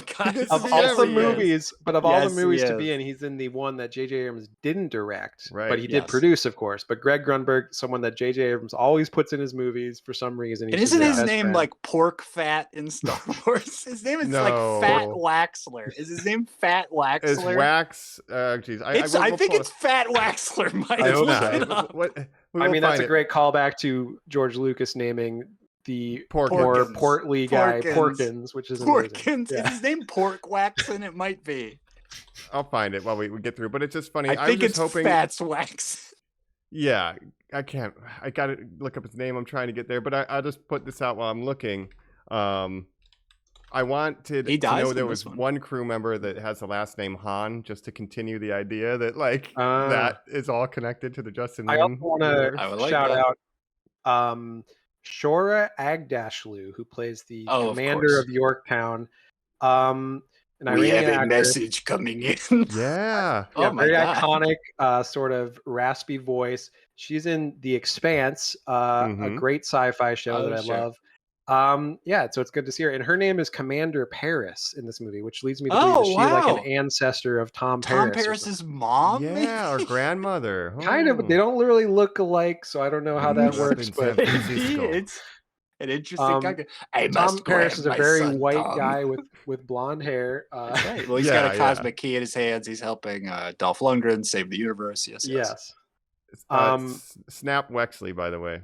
Snap! Snap It's not Wexley. fast. Snap. Snap. Snap. And of course, we have Wexley. Unkar Plot, played by Simon Pegg. In Oh my God. That's One right. quarter portion. One quarter. One quarter That's not portion. really him doing No, that. it though, is. is it? Is it? It's Simon Pegg, yeah. It is. If someone said we want to put He you in makeup says- for 6 hours, I'd do it for one day to be in Star To Wars. be in Star yeah. Wars, yeah. Without a doubt. Without very a funny. doubt. I'd do whatever This you want. Shared universe of the Star Wars, Star Trek. It's forbidden. It's forbidden magic. We It's shouldn't be forbidden. dabbling. All with this. JJ's Yes. fault. Yeah. Should not be bringing it up. But yeah. Anyway, we get the great action sequence. So there's a big climax. There's a big. We stop the swarm largely, but Carl yeah. is like, "Fuck it, we ball," and he's gonna do it himself. He's gonna got get to the air weapon. filter or something. He's gonna Yeah. go do it himself. And Kirk's got to gives confront chase. him. Well, They're this is using where the- literally he says, "Have you seen those old holodeck films, the Mission Impossible films? Excuse me, I gotta run." And you're like, Yes, "Oh, yes. Yeah. He loves running, just like Tom Cruise. They use the gravity of the Yorktown in a cool way where they're like using the slipstreams or whatever and like flying through the air. Mhm. Very cool. A very cool zero gravity fight. So, throwback to Yes. assimilate this and Strange Yes. New Worlds. And then I love that Kirk, even now, is like trying to talk him down still. Like he's Yes. saying, like, you don't have to do this. Like you were a hero once, blah, blah, blah. You can be redeemed and stuff. But Idris Elba's not having it. And just a quick check-in. Now, in the last film, where literally it ends with like our hero chasing down a person and then getting into like a fist fight, where in that film you're like, oh, there's fucking more of this. Like in this one, conversely, after we get the awesome drone fight, when it's coming down to a one-on-one, I feel so relaxed to be like, that's right, there's one more cool action sequence. Like I have so much more confidence in this film to be like, that's right, we are landing the ship. It's not like there's going to be a scene where I have to watch two people who are super strong kind of pinch at each other. Like, no. Yeah. Yeah. No, he still gets hit with a pipe in the end in that too, but at least that's a callback to the show. But the use of Yorktown, the use of the unusual geometry, and to like create a spectacle, but that's still like exciting. Yeah, like Lynn is crushing this. Like, Yes. it's a shame we didn't do a fourth one sooner, or that Yeah. we did the second one at all. Because if this had been the second movie, I probably would have made more money and like gotten more buzz for the brand. Yeah. But he would This be like movie- $900 million poorer. Like he's made so much money since then. Mike, That's he does true. not Oh, I'm need sure, this yeah, franchise. That's true. just for putting up with Vin Diesel. That's what he's Yeah. paid. He for. literally went That's back a- and put a car in space. Something By a the way, lot do of you know people his wouldn't first get paid for. Yeah. his first Fast and the Furious movie was Tokyo Drift, which That's is so right. weird that they're like they saw that movie and they're like, let's keep bringing this guy back, the one that's kind of outside of the main. Basically erase it Family, from the right? story, but steal everything from it. And you're like, Yeah. oh, okay. This guy's got sensibilities. Yeah, let's. Yeah. Yeah, That is the movie that final introduced fight. Han, of course, and Mhm. he's the best character. So, Yes, yes. Justin Lin, he's doing great. So obviously, Kirk eventually does defeat Balthazar Edison, Mm-hmm. and then what happens? They kind of have a toast while they're building the new Enterprise. We get a Hey. dash. Yeah, We Yeah. get a dash. This is the introduction. I was so happy to see that. I'd forgotten. What would come after the dash? Yeah, and so I'm just watching the movie, and then when I see the dash A, I'm like, oh man, I really wish they did a fourth one. I got kind of bummed. Yeah, it's it doesn't bittersweet. make any sense. It's so frustrating. Well, But we get a yes, we'll talk celebration about of Kirk's birthday, a surprise party. Bones kind of Yes. tricks Yeah. him, and then we get this Yes. this after party and a famous course, repeated Kirk- line from many Yeah, Star go. Treks. If you want to bring that up, Jacob. I'm not sure. To I absent was just gonna friends say, toast. oh yes, okay, yeah, I was gonna mention that. I didn't know that was a reoccurring It's been in line, but now Next that I think of it, Generation. It's been in TOS with the end of okay, Wrath yeah. of Khan. You know, to absent Um, friends. Oh, of It's a thing. course. Taps and Friends, and Kirk, of course. This Kirk doesn't like celebrating his birthday because it's also the day that his dad died, so it's kind of Death a Day. mixed Yeah. emotion day for him. But yeah, we see the whole crew at the end together. We see an awesome sequence of the Enterprise A getting made, kind of a time lapse of it getting Mhm. made, which was super cool. Yeah. Jayla's And then I going to the loved academy. What's Mhm. that? Jayla's going to the academy. Oh yes, yes. Yeah, I think that's great.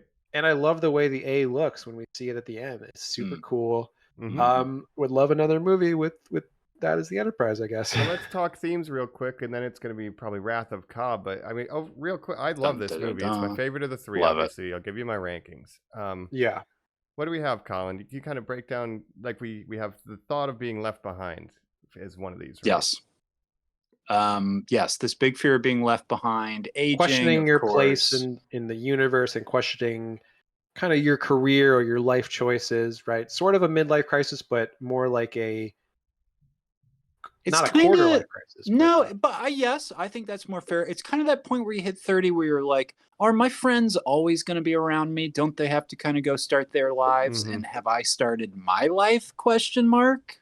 Yeah. And I find it interesting to put, we're having a literal, fist fight or, confrontation with Kirk and Krall, because Krall is someone who's like disenfranchised by Starfleet. He feels disillusioned, forgotten. And then Kirk's someone who's like just kind of bored by it. And it's like, what am I doing? So, Right. there's this kind of back and forth, that he can kind of see a dark mirror of Well, himself, sort of.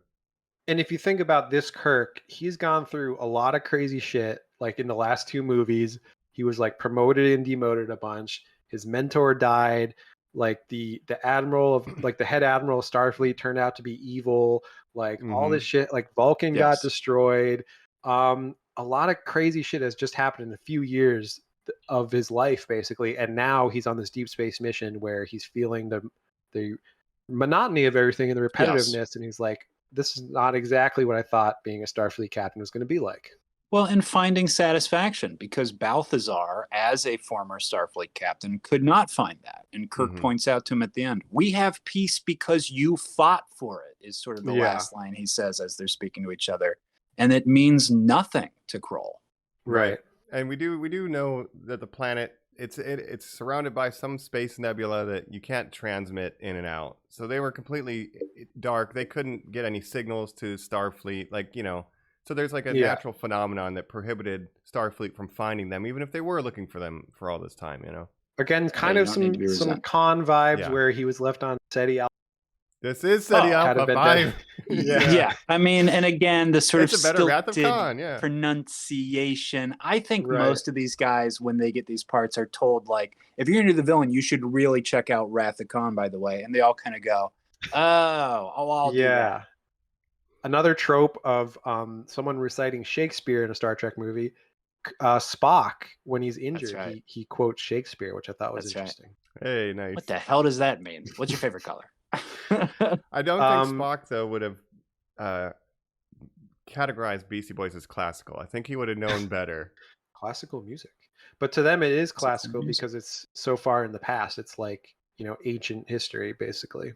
It is like listening to Chopin, and where I'm like, I'm sure it is a genre. I don't know. yeah, I'm going to listen to my classical mix. It's Chopin, and Bach, well, that's and the Beastie Boys. Yeah, they're Baroque, right? Okay. Yeah, they were from the Baroqueland Zoo. That's a different band, though. Still pretty good, Mike. Thanks. It's New York. Yeah. So wrapping up, I guess, the plot of this movie. Do we want to talk? Oh, one last funny thing I'll point out is I think they say at the top, does Scotty say, well, there's a rumor that, I think is even maybe talking about the Franklin, that it went out into space and a big green hand grabbed it. Or, he talks Someone about mentions the green hand. To a classic Star Trek reference. And then if you watch the credits, they do it. There's like a big gaseous. It's awesome. This movie loves Star Trek. Credit sequence is dope, too. It's awesome, dude. Yeah, it's imagery. Awesome.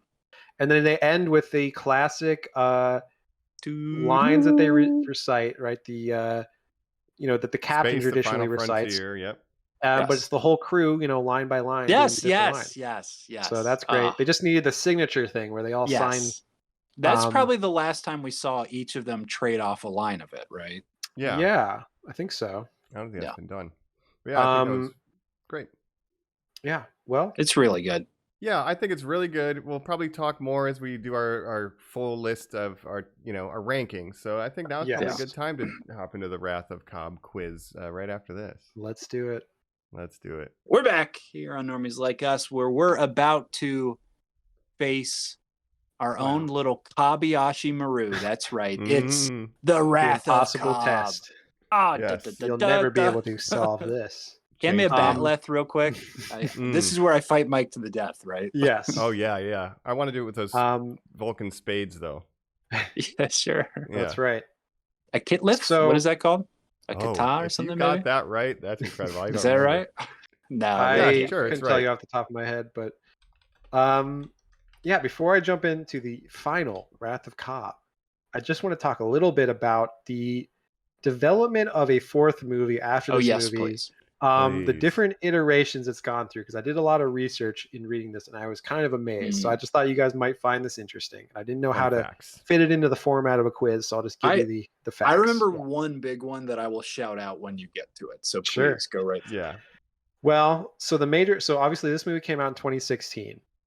Box office wise, it wasn't a huge hit. It wasn't the disappointment that Into Darkness, I think, was critically. So it was a modest, I guess you could compare it to the D&D movie of this year. Like, it didn't do as well as they hoped, but they were kind of hoping that it would catch on in streaming or whatever. But it's just really good. It just, nobody watched it. The marketing, if I could just say too, like, because of the 50th anniversary, it was all rainbow. Like, it very much looked like the motion picture. Like, they wanted the hell out of this too. They wanted it to do well. I remember seeing this all over. The first trailer kind of had a bad reception because they leaned into the action of it all, and people were like, oh, this looks like, just a stupid action movie. And then Simon Pegg was like, no, don't worry, like, it's going to be great, like, blah, blah, blah. It's going to be very tricky. I remember them really being like, hey, tomorrow we're dropping a special look. It's going to blow people's mind. It's the villain. You're not going to believe what he looks like. And then the reveal that he was a full alien, people being like, oh. A new alien, so. Yeah. They like in the first trailer, they of course did use sabotage, and people were like, "Oh, sabotage that's again!" Right? Yeah, that probably was a detriment. Actually, you're right. Yeah, but and I think Into Darkness, the lasting impression of that movie, people are like, "I don't know, a third movie in this franchise." It lived up to its name. It took the franchise right into darkness. Right, it didn't go beyond this one. So that's what's ironic, I guess, about Into this the depths. Yeah, but so obviously after this movie came out in 2016, they did want to make a fourth movie. They were in talks. They needed to renegotiate the actors' salaries, of course, because they signed on for a 3-picture deal. But let me just give you the year-by-year rundown of the different development updates that have happened over the years since 2016. So in 2017, Quentin Tarantino was like, hey, I have an idea. I want to make a Star Trek movie. And he pitched his idea to J.J. Abrams. And it got to the point he had a full script written. Like, it got further than I even thought. Like, this idea. That's wild.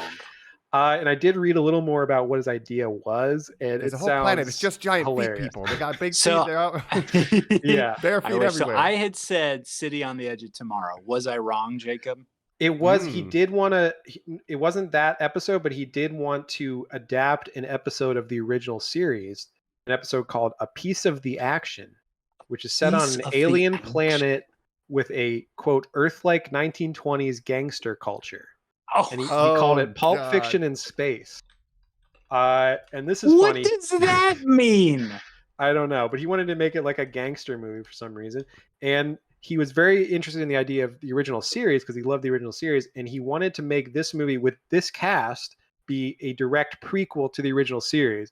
And then when J.J. Abrams tried to explain the different timelines and stuff, he said, I quote, "I don't understand this. I don't like it."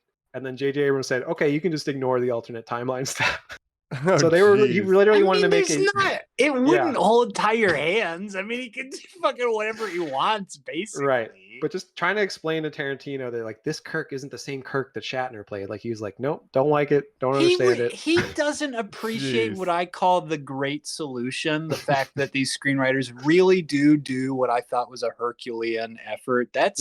I would have thought just from the craftsmanship, he would be like, oh, okay.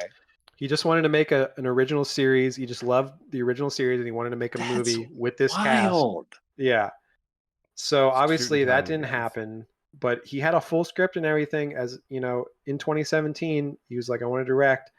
Eventually, that got put on hold. In 2018, another sequel to Beyond entered development.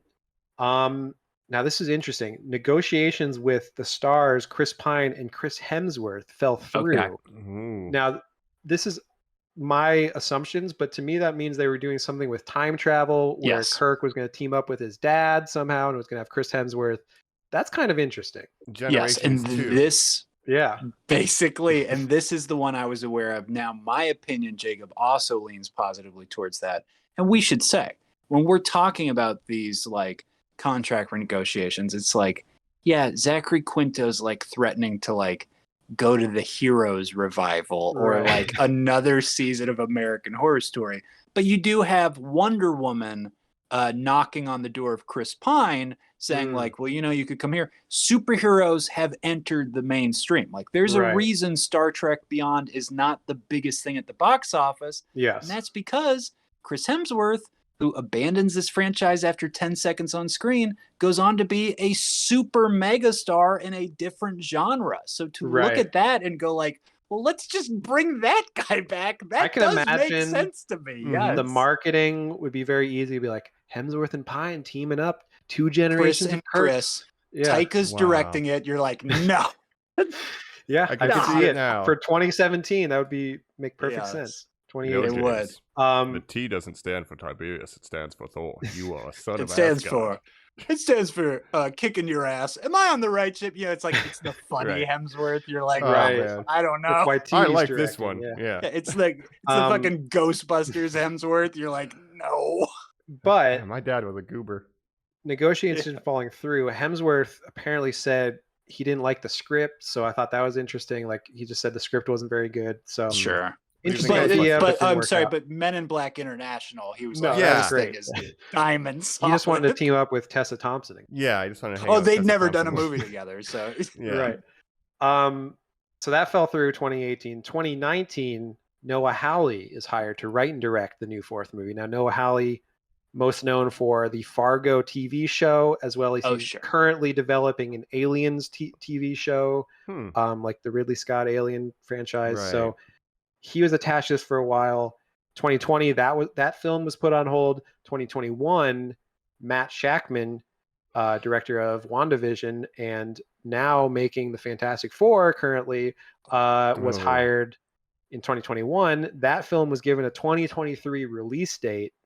Then in 2022, February 2022, they're working on negotiations for the actors.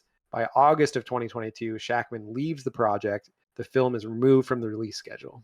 Is that is to go do Fantastic Four? I don't know if it was specifically because of that or just there was no movement on the project. Sure. But what's amazing to me, like when we started this franchise, this series watch, I was hopeful that, you know, when we started back a year and a half ago, it could have happened. The 4th movie of this franchise was slated to come out December of this year. So it would have been coming out in like 4 months, right? When we started this, had Wonder Woman 84 already come out? That's a good question. that might be the thing that like changes the timelines in the middle of us recording this podcast. But since then, it's like, oh no, we won't get a sequel. Yeah. Chris Pine has said in interviews, like, of course, he said that thing about we need to do like a smaller, like a mid-budget thing that hardcore Trek fans will like. It doesn't need to be an Avengers type. He knows box office. that superheroes fucked this up. Like he understands that like the Chris Hemsworth thing actually is kind of poisonous. Yeah. And it makes me sad because now there'll be some talk about that. It seems like he's going through the same thing with D&D, where like that movie didn't need to be. It shouldn't have needed to be like a MCU level hit. It should have just been like a mid-budget. But I mean, great movie. So Please And watch it. Quinto has said, like, even just recently, when I sent you those pictures of him meeting Ethan Peck and everything, like at that Trek convention, he was like, I'm not it's busy. been great. Well, no, he's just said, like, the journey's been great, but I feel like I'm passing it to Ethan Peck now, that role. But I'm open to do it, if there is an offer, but also Sure. I'm passing it on. So Right. it Hey, seems very you also much. shared that picture of Shatner meeting the other Kirks. Yes. You know what I was thinking about? You know how Shatner did Rocket Man and released that album?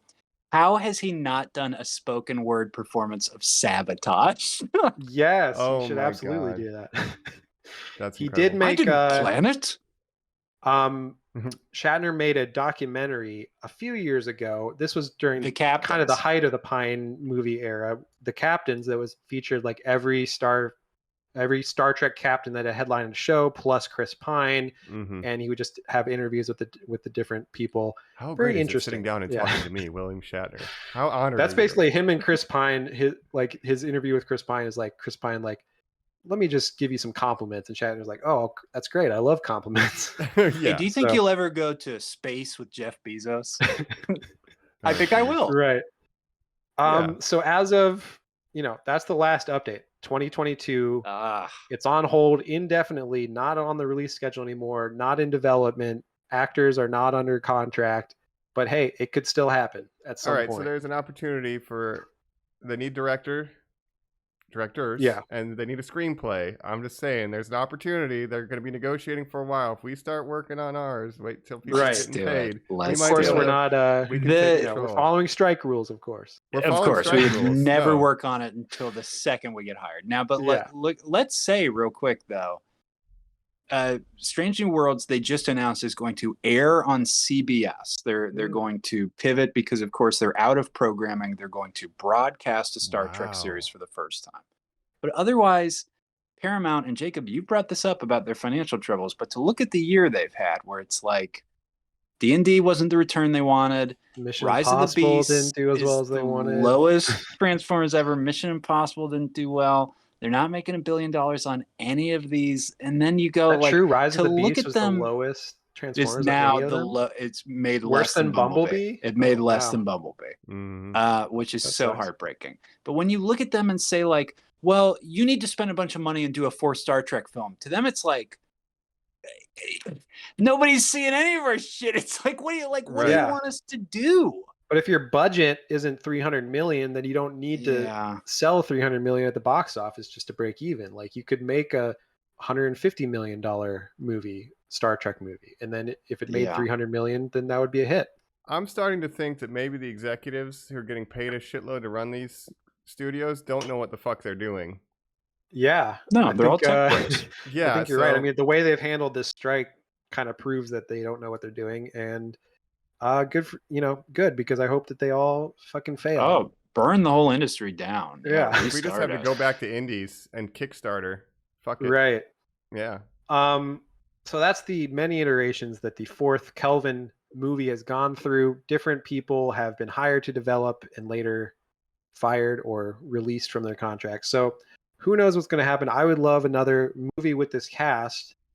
If only because this movie, it didn't feel like a proper ending to this franchise. Like, No. it was a good installment, but I need like a undiscovered country where they're kind of putting a bookend on everything. You really would have thought, giving the metatextual kickoff that is that first film, to really separate themselves, that there would have been some huge mea culpa at the end of like the fourth film as they interact with those big brain beings, the Q collective, some sort of fourth dimensional metaphysical thing that goes like, let us really question your place in the timeline. Let us, correct maybe we'll reintegrate the timeline somehow or something. But no, they really never went that route ever again.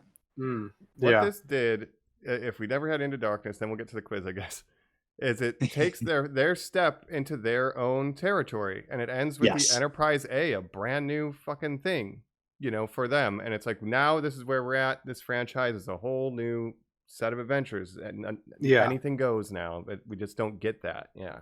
I think there's still potential for another movie. I mean, it'll be over a decade if it gets made by this point. Like, it won't be coming out this year or next year or the year after that. So 2026 at the earliest it would come out. What if they do a Star Trek the Motion Picture style? We're all too old to be Well, in that's the the thing. Federation. They could still do that because even in Beyond, they're younger. Like Chris Pine is younger in this movie than Shatner was in the first TOS movie, right? Mhm. I mean, he's not. Is he the same age as he is in like the series? I would bet probably by that point. I would say Probably. yeah. I don't know. He's probably in his 40s, right? Because I think he's like Yeah. late 40s now. So he's getting older, but I mean, Yeah. they made 6 movies with the original cast in their like 50s and 60s. So He's 43. 43. Okay, Chris I was a Pine little, is 43. Wow. he's starting to gray a little bit, which is throwing me off. But he's very sophisticated gray. You know, Oh, of he's course. looking good, that dog. Yeah. No, you could do it. Yeah, it's been Um, 10 years, but is there demand and will they spend money? I don't know. And right And now, they don't want to spend instead, any money. He's going to that crazy little town that Olivia Wilde lives in. What was that movie called, Jason? Oh yeah, the Florence Pugh. Don't worry, movie. darling. Twisty Don't World. worry, Thank you, darling. Mike. Don't worry. Yeah. Not a good movie. Don't worry, I watched darlings. it. Wow. Very Yeah. not good. No. Anyway. No, it's not. But yeah, should we jump into this Wrath of Cobb already? Please. Let's wrap it. It's a Cobb. shorter Wrath of Cobb than Kobayashi. we've had in previous. The Yeah, but final we need Wrath of Cobb, we'll say. Wow, That's right. bittersweet, but it's got to be that way. Yep. Nothing lasts forever. Okay. Old Normie heads Question- know. Mike and I are going to be asked what are basically a series of maybe true or false questions or something with corrective answers where we will either say true or false. And if you're watching at home, you'll see us proving we're not cheating. Yes, By doing we have little a hand signal signals. system. A Vulcan does not lie. That's right. Yeah. Okay. Question number 1. Starting off with a banger here. Okay. Sophia Boutellah's character was originally written for Jennifer Lawrence. True or false? Hmm. True or What false? year is this again? 2016 or 20. It was filming in 2016 or released in 2016. It was probably filming in I feel 2015. like J-Law is already a huge actress by that point. I Yeah, feel like she's already doing X-Men by this Mystique. point. Yeah, okay. Yeah, she had done Hunger Interesting. Games. She was doing X-Men. Yeah. Okay. Okay, you know what? Yeah, actually, I'm ready. All right. 3, 2, 1. Reveal. False. I said true on the basis That is they true. offered it. Yeah, but she didn't want to wear makeup because of Mystique. That's my guess. That's possible. I don't even know if they got to offering it to her, but it was originally Okay. for her. And I'll tell you, the clue is in the name. Jayla was originally J Law. They were calling that J-Law. character J Oh, Law. shut the fuck up. So I'll No, tell you- Simon Simon Pegg. Simon That's Pegg. the dumbest thing I've ever heard. Simon Pegg was inspired after watching her in the movie Winter's Bone, 2010, which is a great movie, by the way. Nominated for an Oscar for that role. And it was kind of her breakout role, 2010. But Simon Pegg watched Winter's Bone, and he was like, I like this actress. Here's a quote from him. We were trying to create this very independent character, but we didn't have a name for it. So we just called it Jennifer Lawrence in Winter's Bone. Now that's a long name. So it started getting tiring, always saying, well, Jennifer Lawrence in Winter's Bone is fighting here. So then we just started calling her J-Law, and then it just became J-Law. Because J-Law Wow. is her nickname. That is Yeah. like her paparazzi. That's so fucking Right. dumb. I hate that. That's great. That's You hate pretty that? wild. All right. J-Law. So And I the don't even name know is if it, spelled. It's J. Her name is J-Law. J-Law. They That's just changed so an A. They just put an crazy. H on it. Yeah. That's the clue. J-Law. I didn't One know letter. if you guys were going to get that or not.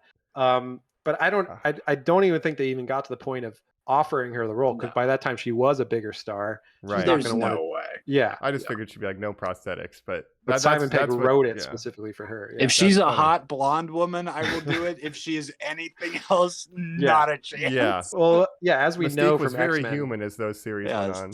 she Yeah. pretty Yes. much, Oh. she got tired of the full body paint after one movie. I'm essentially. Raven. Your name is Raven. The Yeah. hottest blonde woman I've ever seen in my I mean, life. Okay. If you want to Correct. see a great actress phoning in some roles, watch X-Men Apocalypse and Yeah. X-Men Charles? Charles, Dark you're gonna Phoenix. speak to me like that, Yeah. Charles? Oh, That'll be my man. trailer. That's a Yep. phone-in role if I've ever seen one. But great actress. All right, next question. Mhm. Starbase I Yorktown. really like that comedy she did this year. Go ahead, sorry. No Hard Feelings. Yeah, I Yes. saw that's on streaming. I'm gonna watch that soon. It's very good. Starbase Yorktown was named after the original name for the starship in Gene Roddenberry's early script treatments of Star Trek in 1966. True or false? I The have- York? No the one knows. Yorktown. The Yorktown. Yeah. But it would have still been called the Yorktown. Yeah. The Starship Yorktown. Instead of the Enterprise, it was called the Yorktown. Starship Yorktown. Yes. True or false? Yorktown. All right. 3, Okay, 2, I'm locked 1. in. Ready? Yeah, 3, 2, sorry. 1. Reveal. I revealed, but yeah. True. Yeah, That is I made it true. True. All right. It's It so was stupid. the USS Yorktown or whatever. Yeah. What was like It's the something point? Gene Roddenberry would say. He would be like, we'll call it the Yorktown. And you're like, okay. I mean, I think it's a historical workshop this. reference to something, but yeah. obviously the Enterprise is a much, much better name. So I mean, obviously when you Well, they Good, they named went a with that. real shuttle after it. Yeah. Can you Yeah. imagine if we called one of our spaceships the Yorktown? Right. Right. Like I think battleships and navy ships maybe there's. Yeah, a I think it was Yorktown, named yeah. after like a real ship from naval history or something, but I'm not Gotcha, entirely okay. sure. But like in DS9, all the shuttles were named after rivers, Earth Yeah, rivers. So yeah. you had like the Rio Grande and stuff. The So. Yangtze and stuff. Yeah. Yeah. Okay. So yeah, next fun question. fact. Next question. William Shatner was originally going to have a cameo. True or false? In this movie. Oh man. I also used red matter. You're like, no. I'm voting with my heart. Wrong movie. Okay. True or false? 3, 2, 1. Reveal. False. False. That is false. Oh, thank God. He expressed interest in appearing, which I think I've read this Wow. factoid about each of the last 3 movies Yes. where he's expressed interest, but it just didn't work out. I would love to be offered. Well, yeah. But how? Yeah. Right. I'm pretty sure he was just jealous of Nimoy being in the first one. And then he He was like, should have just shown up how as a can I guy get written selling in? insurance or like travel yeah, stuff. right. Or a Boston lawyer, right? Yeah, yeah. This Oh, is the God. last picture we have of your dad. And instead of Chris Hemsworth, it's this guy now. And you're like, I don't think that's what my dad looked like. Oh my gosh, yeah. Well, I'm glad that that didn't happen because this is a good movie. Next question. Bones and Kirk's birthday toast in the beginning of this movie, "To perfect eyesight in a full head of hair," is a reference to Wrath of Khan. True or false? Eyesight and a full head of hair. He gets the glasses in Wrath of Right, Khan. right. But I don't remember that exact line. That's maybe his birthday gift, even. That might also be a birthday scene between him and Bones. If I'm I believe it is. Hmm. Yeah. I'm gonna vote. I think I'm. I don't know. All right, ready? Mhm. 3, 2, 1. Reveal. I'm gonna say false. I'm saying true. So we have a divide. That's here. true. So that's Okay. I a talked reference to myself Wrath out of it. Khan when he gets the eyeglasses as a gift in Wrath of Khan from Bones. And in this, they say perfect eyesight and a full head of hair. So it's a reference to Shatner wearing a toupee. And you'll never have a toupee. Yeah. What a piece of shit. What a dig to get in there. But what that shows, Simon Pegg knew like the behind the scenes and that there was a toupee and the glass. Like he knew enough to make that joke, or his writing partner. No. Either way, like I'm sensitive to all this. You do not joke about the hair. okay. Hey, look, Jean-Luc Picard. Let's get some You know, hymns. he let it all hang out. Get some Curly hymns. hair toupee. Roman, whatever. I don't know. But okay, Yeah. next question. All right. So that was true. Oh yes, and on a sadder toast related note, I wanted to say, so like you mentioned, when Kirk at the end proposes a toast to absent friends, the next shot of the film, the very next shot, is centered on Anton Yelkin. So yeah, I don't know if that's something they noticed just that this time. changed in I'm post sure. after he died. I'm sure. I'm sure they cut it that way. Yeah. Very sad, but He's RIP. so good in this movie. It's And crazy. he's set up to It's do crazy. so much going forward. too, like- 27, way Yeah. too young. Mhm. All right, next question. Rest in peace. You haven't seen Green Room, listeners. Green Room, Bro, great he movie gets- starring It's incredible. Chekhov It stars versus another Picard. captain. It Yeah. stars a Star Trek captain who will not let the Semitic race survive. It's the Mirror Right. Universe Picard, like the Terran Empire version of Picard from Mirror Darkly. Yeah, That's right. he's a very bad. He has a goatee, Mike. You're right, 100% he's in a Mirror right. Darkly. Wow, and Chekhov got sucked Bring- in there and is just trying to survive in regular Earth clothes. Bring me Chekhov Yeah. That is a great movie, though. and take me to my vineyard. Yes. Next question. Zachary Quinto almost didn't come back for this film. Is that true or false? Sorry, real quick. I thought you were giving Quentin Tarantino a nickname, Quinto. and I got very confused for That's a my second. favorite Star Trek character. Quinto. Quinto I was like, Tarantino. Who is Quinto in this movie? Quintino. Quinto. Zachary Did Quinto. Zachary Quinto come back? He almost didn't come back. Almost didn't come back. Sorry. Okay. In, I guess in tradition of Leonard Nimoy not Sure. coming Right. back for the TOS movies. But is that true or false? I'm ready. Or am I I'm tricking locked you? in. Lock it in. 3, 2, 1. Reveal. I'm gonna say False true. for He me. seems like that kind of guy. Oh, really? That was a trick. It was false. Oh man, I'm Because- reading these all day. Book. You would It's a think it would be book. Quinto, Damn it. but actually, Carl Urban was actually considering not returning for this movie. What But else eventually was on he- Zach's offer sheet at that time period? Right. Well, that seems to But me Carl like the dick Urban- move of like, I got other stuff going on, and it's like, you don't have anything going on. Yeah. But what does Carl Urban have going on? It didn't say why, but he was He had been considering in not a returning. MCU but movie. eventually he agreed after a conversation with Justin Lin. So maybe he just didn't like the direction the movies were going. Yeah. As a Star Trek He, fan, if we recall, he had nothing to do in Into Darkness. And Mike's Yeah. right. He just starred in a Thor movie. So you're kind of like, okay. he's got The Boys coming up maybe in a few years. With Simon Yeah. Pegg. yeah. Damn. Uh, Yeah. Okay. It all comes Um, together. Can I Yeah, say so real that's quick, false. watching him this time, I was like, I fully switched now to where I'm like, Bones has to show up on Strange New Worlds. Like, I Sure. need this character, and he Should just has be to Carl done. Urban again? It should Fuck it, maybe be that Carl Urban time travels to the Strange New Worlds timeline. That's how. Yeah. Then we explain that in the fourth feature film with both Yes. those crews working Directed together by to get Quentin Bones Tarantino. home. Yeah. Yes. Just Yeah, tie it all together. It's Um, not Bones the Home. Search for Spock. It's called Get Bones Home. Yeah, it's a big Bones home. family He's comedy. like E.T. You just treat him like an animal. Get Bones home. Yeah. But I was trying to trick you with the Zachary Quinto because I Oh, was man. like, that seems like something he would do. That makes and sense. ties into Leonard Nimoy like not coming, Yeah, wanting to come back for absolutely. like the last 3 movies of those movies. You But, should no have said disrespect, Zachary. he threatened to direct this movie. Yeah. That What would've if gotten Zachary me. Quinto directed? That would be Um, wild. But he directs a remake of Three Men and a Little Baby before it, just to Is it like not really logical get for the going. Just actor really playing buying Spock into the to Nimoy direct a career. film? Yeah. You're like, I don't know that you should do that. Jeez. All right, we're getting almost to the end here. Mike's Okay. smoking I'm me, by running the way. away with it right now. I'm Yes. doing a good job of tricking Colin, I guess. Yeah. So after Orchie dropped out as director, Edgar Wright was briefly considered to direct this movie. True or false? Edgar Wright. I'm voting with I my think heart. about it, he was on Ant-Man at the time, dropped out of Ant-Man. He has Maybe his really schedule stayed away opened from up. blockbusters. Mhm. Yeah. He's flirted with them, but stuck to his own thing eventually. Okay, I'm here. All I'm right. locked in. 3, 2, 1, reveal. Saying true? True. I got I you like guys. That actually Ah. was true. Sorry, I didn't get you guys. Oh, It hey. is true. I forgot that fact.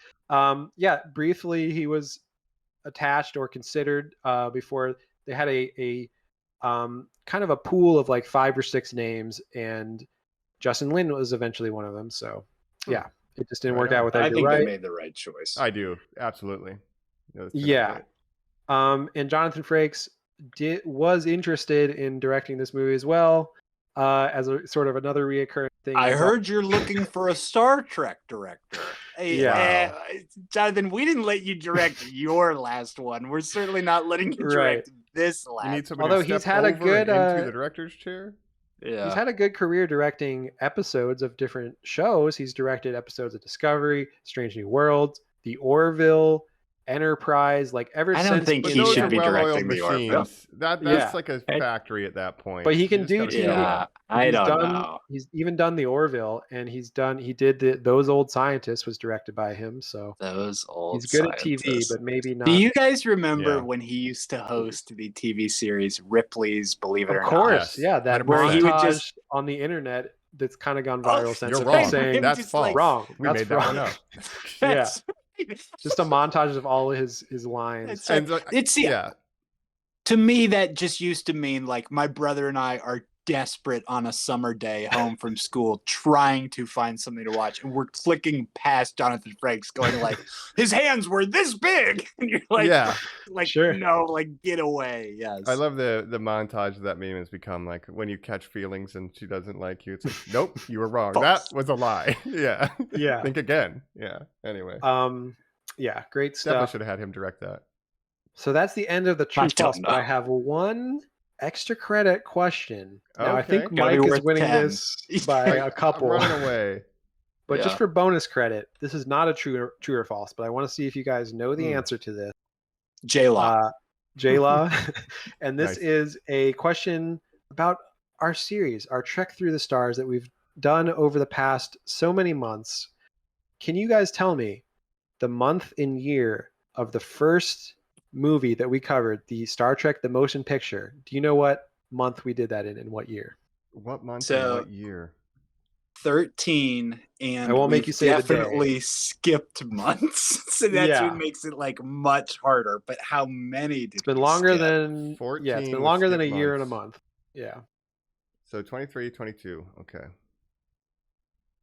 I'm going to say May 22. That's interesting. I was gonna say February and really say early. Okay, you guys kind of bookended it. It was April 2022. Okay. Okay. Dang, right. 1-1 away. Okay. Very close. Well, That was Yeah. really close, Mike. Yeah, wow. So it's been from April 22. It was so long ago. You know, our former co-host Joe was still alive. This is before his freak transporter accident that, God, that killed him. I miss him so much. Yeah, every absent day. friends. To absent friends. He might be still stuck in the pattern buffer. We don't know, but Yeah. Well, I heard he's drinking some alien goo to live longer. he's just yeah. absorbing the life powers. I heard he doesn't need to do it yet, but he's been doing it.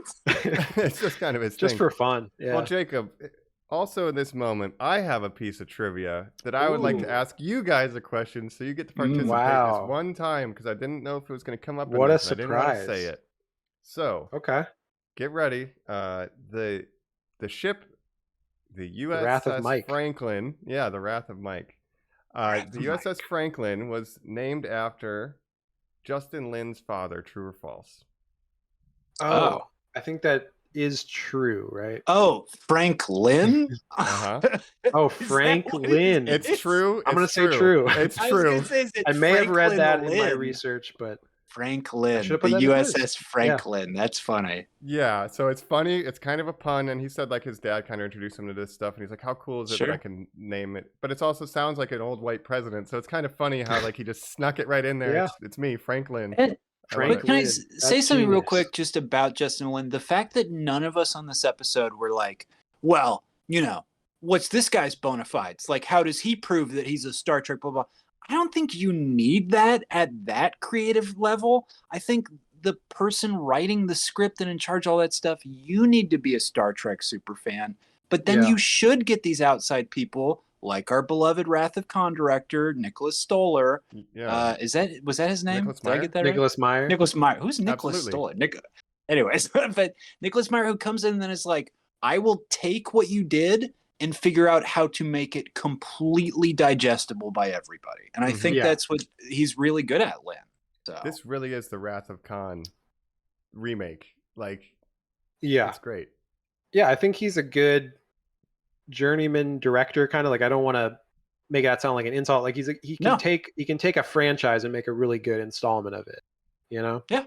Yeah, Um, and I mean, just look at Fast and Furious and make a lot of money generally, but not Yeah. this one. But it's a solid. And he basically You saved that named- franchise. I mean, after Tokyo Drift, they're like, yeah, let's get this guy, bring him back for for the main series, and he kind Fast of 5 led might that. be like one of my favorite ones. With the Yeah. safe. You know, I can't remember all the without a ones doubt. he's done. I know he's did 9 and 7, I think. I mean, James Wan did one James in Wan there. does the one. I think He 8. maybe does 7. Oh, okay. Yeah, I was gonna okay. say he Somewhere in maybe there. does the one where what's his face leaves, Yeah. leaves, dies. Yeah, Who can keep track? Not Yeah. me.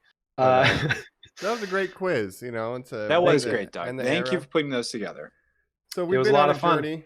Yeah, we're Yeah. going. We're running a long episode for you guys today, but we're going to want to do our It rankings is. and our final. We're wrapping thoughts up on a this year journey. and a half journey. A I mean, whole of course, it's mission. going to be a longer episode. That's right. This is a party, and we're happy that you're here partying with us. So we're going to get over That's to right. kind of our final rankings of this whole series journey, and yeah, final thoughts after that. Normies like us, engage. We're back here on Normies Like Us. It's a classic 5-act Trek episode. It's a classic 5-act Normies Like Us, where we're finally wrapping up here, giving our final thoughts on Star Trek. But we're not just talking beyond. We're talking beyond, because we're talking the entire Star Trek franchise, which we've been covering on our route here to finish up talking all the theatrically released Star Trek films. We're going to rank them right now. Yep. Wow. And we've included Galaxy Quest as That's an right. adoptive course. member of the family, being very closely related. So that'll be in there too. Yes. We put this all And I'll on be the interested to Commander! see how high Galaxy Quest is on your guys' list and where the first TNG movie ranks and where the first or the highest TNG and the highest Kelvin movie ranks for you. Yeah. If you're like I'm me, intrigued by because that. you You the kick it first off. What's your number of one? my- Maybe we'll just go our one, Kick it off. twos. Just we'll go down the ladder. I mean, my number one, it's Wrath of Khan. Star Trek II, Wrath of Khan, number one. Anybody else have a number one Pretty Khan? simple. I had a number one Wrath of Khan. That's where I landed with that too. Wow. Colin, I'm in agreement. Colin going against the grain, right? I'm going to guess guys- Colin's Oh, is Galaxy The Quest. Voyage Home. Mike was was wrong. correct.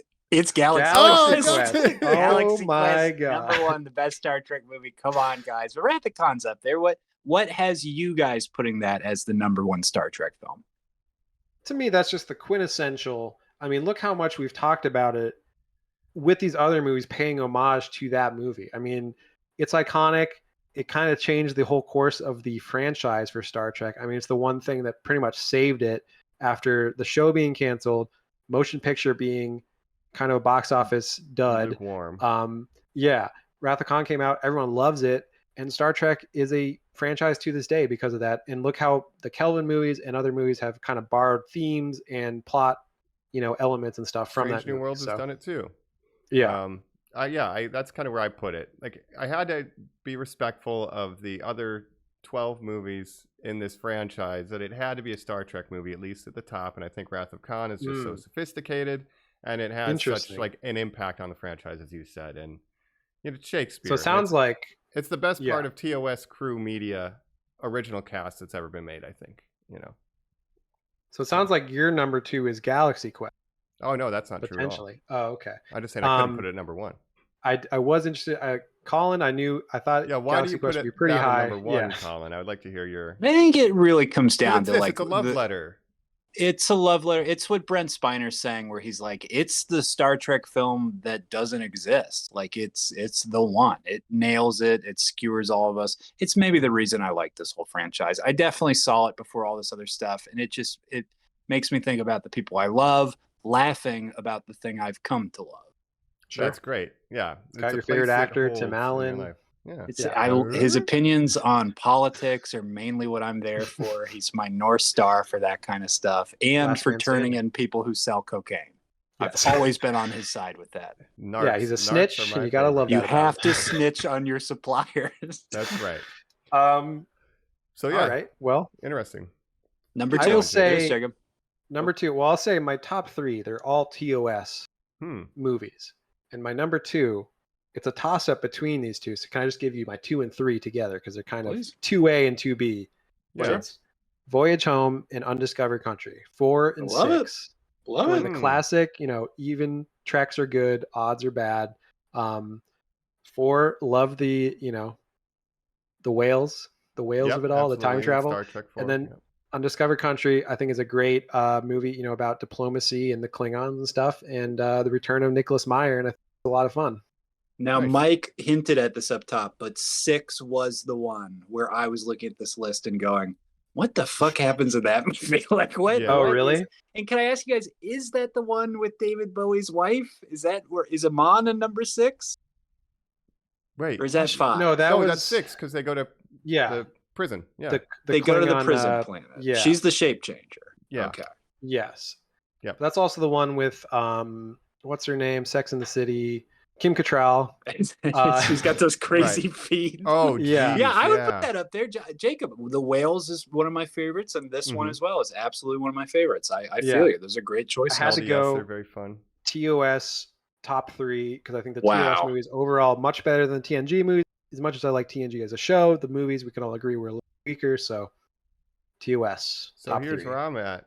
My top 3 are all TOS related, but one of Mm. them is a Kelvin movie, and my second favorite Wow. in this thing is Star Trek Beyond. Wow, Wow. That's my second number favorite. 2.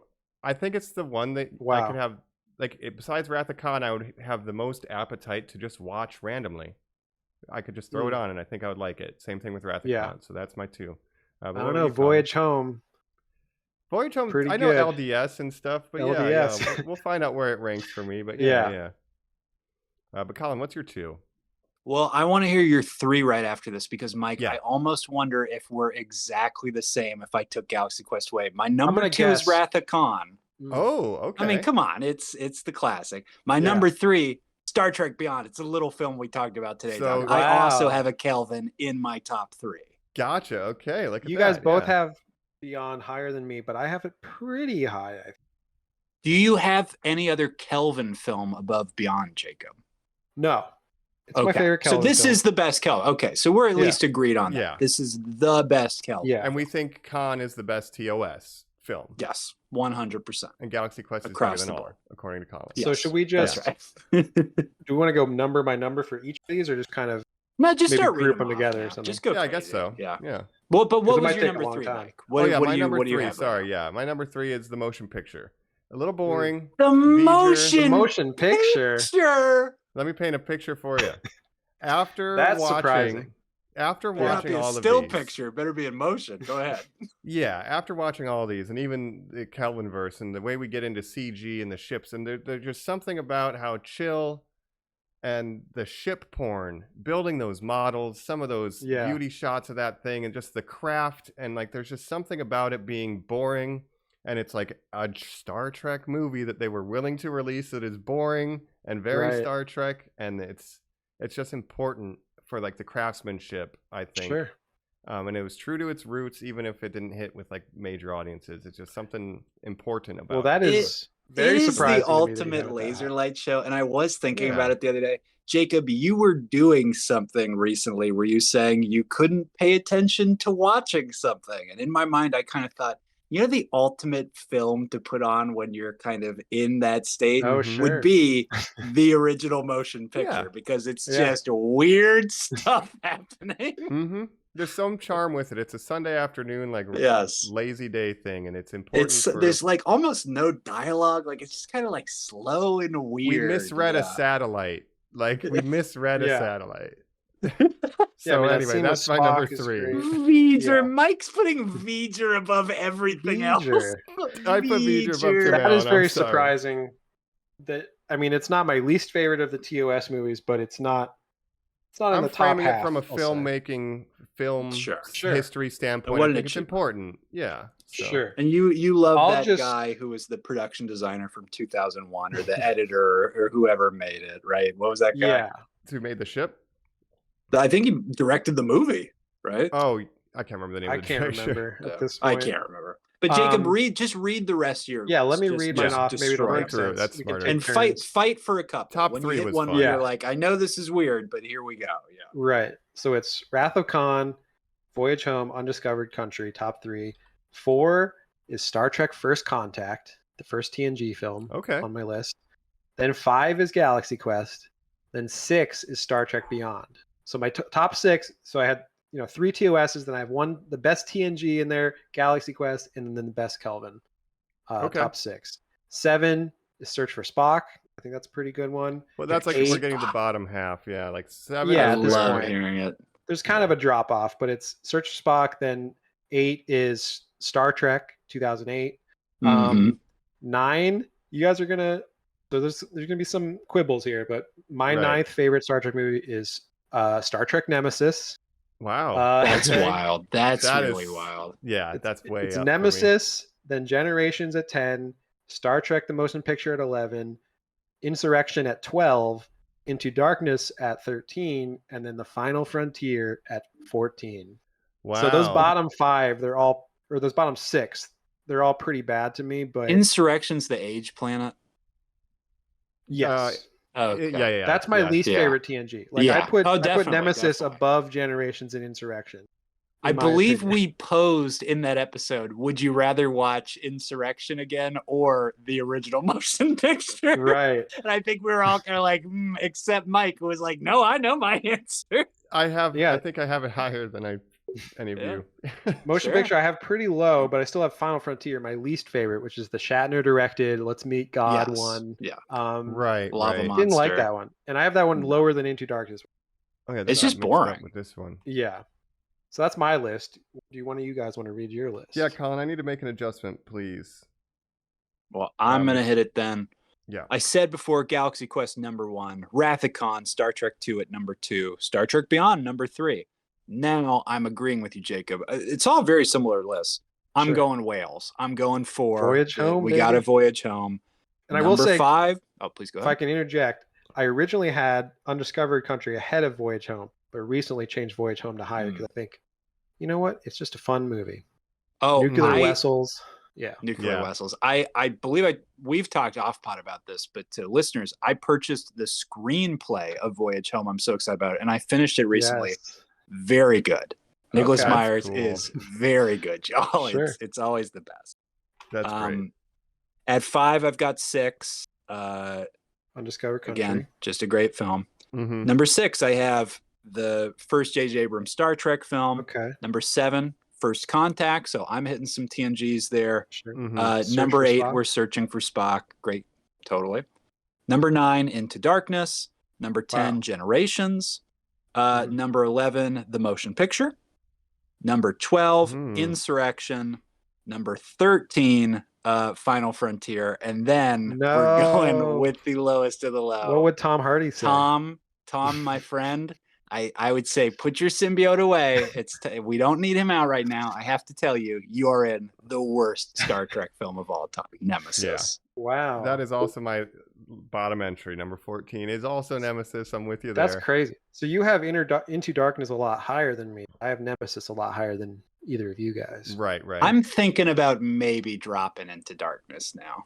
Sure. Yeah, let me go through my list then. So Yeah. the top 3 was Wrath of Khan, Star Trek Beyond, Motion Picture. Number 4 is Galaxy Quest. Okay. So I I had think Galaxy it's- Quest at 5, so I it's was in the my top lowest on 5. it. But I still had it it's top 5, and I had Yeah. Beyond 6, and I was the lowest on Beyond, but I still had it pretty high. Yeah. And then I have First Contact is 5 because it's like I like that it's goofy. Yeah. Time travel, Zephyr Cochrane, not perfect. I'm just so attached to the TNG crew that it had to be in the top 5. It's the best TNG Sure. one. But that's right before another goofy time travel movie, Voyage Home, number 6. And then another mediocre time travel movie at number 7, Star Trek 2009. Wow. And then it just becomes Undiscovered Country, Search for Spock, Insurrection, The Final Frontier at 11, Generations at 12, Into Darkness at 13, and Nemesis at 14. I think Generations is bad. But yeah, Generations Okay. is, yeah. Let's transition into final thoughts, because here's what I want to say about that.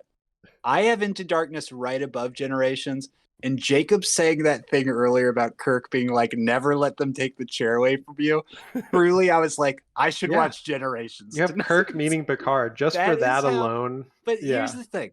Here's how brainwashed I am by this franchise. And I'm so glad we did this long form experiment.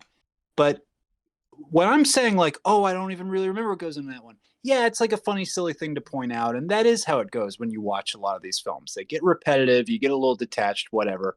But the joy that I feel to immediately us just have a little debate about Generations or Nemesis or something. Like some of these I have closed the book on. I will maybe never watch Insurrection again. There's maybe never a point for me to do that. But some of these other ones, I'm like, we've said it this whole franchise. These are my friends, like my old crew, especially. When I see those old timers, I'm like, oh, it's my grandpa and my Grammy, and they're gonna like tell me a little story. Marshmallow. Yeah.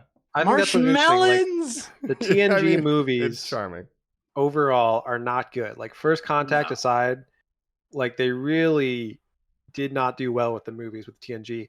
But I still like that cast and I like that show. But the TOS movies, man, those 6 movies, even Final Frontier, which I don't like at all. The motion picture is kind of boring, but I still like it. Like, I just love those movies. It's just solid gold. You guys have said if you're going to watch TNG movies that there are 2-parters that you would recommend a million to, like the Wolf Mother or whatever the one that ends with Best I am of both Locutus aboard. worlds. Best of both worlds 1 and 2. There's some good cliffhangers, and I would just watch the show because TNG, the show is better, but the movies belong to TOS and even the Kelvin cast. Yes, I'll take the Kelvin cast over the TNG movies for sure.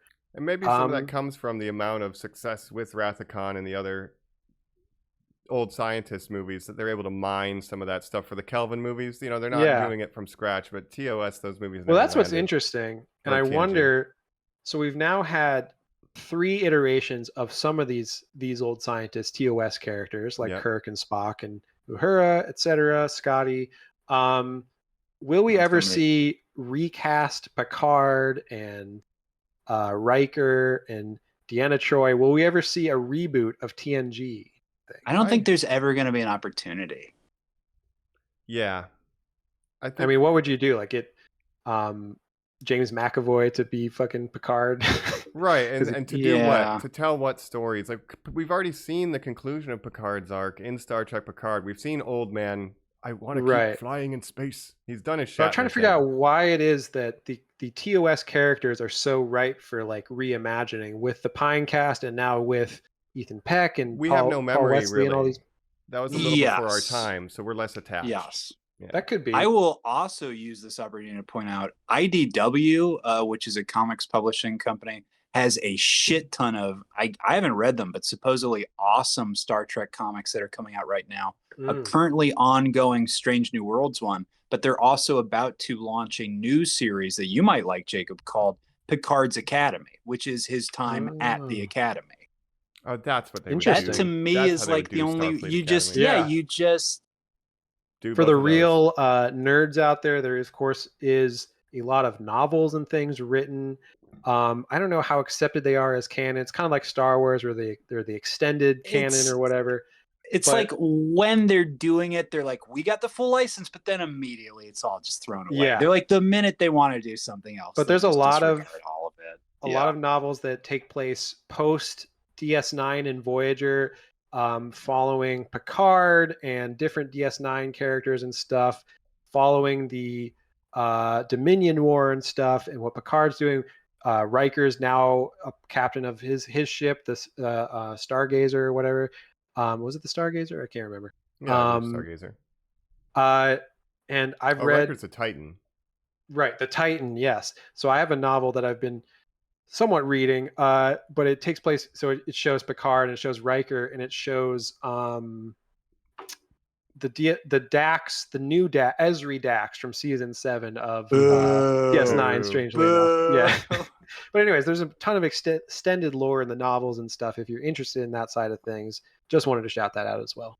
Yeah, but I mean, as far as the movies, what this journey is centered around, I think we all kind of agree. TOS era, that's the sweet spot. Like, I only put First Contact in top 5 because I love TNG. Don't go and seek that out. Like, just watch. I still like. I think First Contact is a good movie. First Contact is a good movie, but it's, that's the only one TNG made that was. That's the one I would actually decent. recommend to somebody if I wasn't force feeding it to them. So yeah, TOS rules. Kelvin movies were hit or miss. Although with they hit Star Trek 2009 was they had one decent one bad one, and one good one. So it balances out to pretty good, I guess. Yeah. Even odd. Pretty good, I guess. Yeah.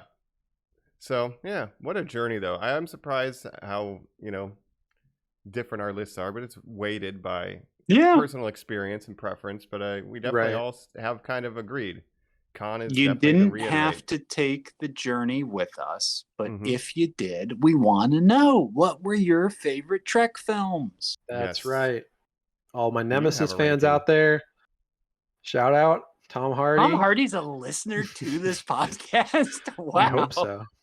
Oh, Jacob, I thought the one starring the bloke from Peaky Blinders was mad brilliant. Like, we know it's you, Tom. Boy, it's me, Idris Elba, mate.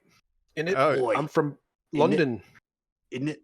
Isn't Call me Anyways. Luther. Oh, I thought that Luther. bloke was a great actor. it? Okay. We're so good at British accents. It's amazing. We Yeah, are. it's incredible. But Normies, it's been, a real pleasure doing this series. It is. Should we tease our next series Well, that we're going to be doing? You Our could next say journey. we're going on another voyage. Another voyage, you Another might say. voyage, another ship, With another captain. Look, and another crew.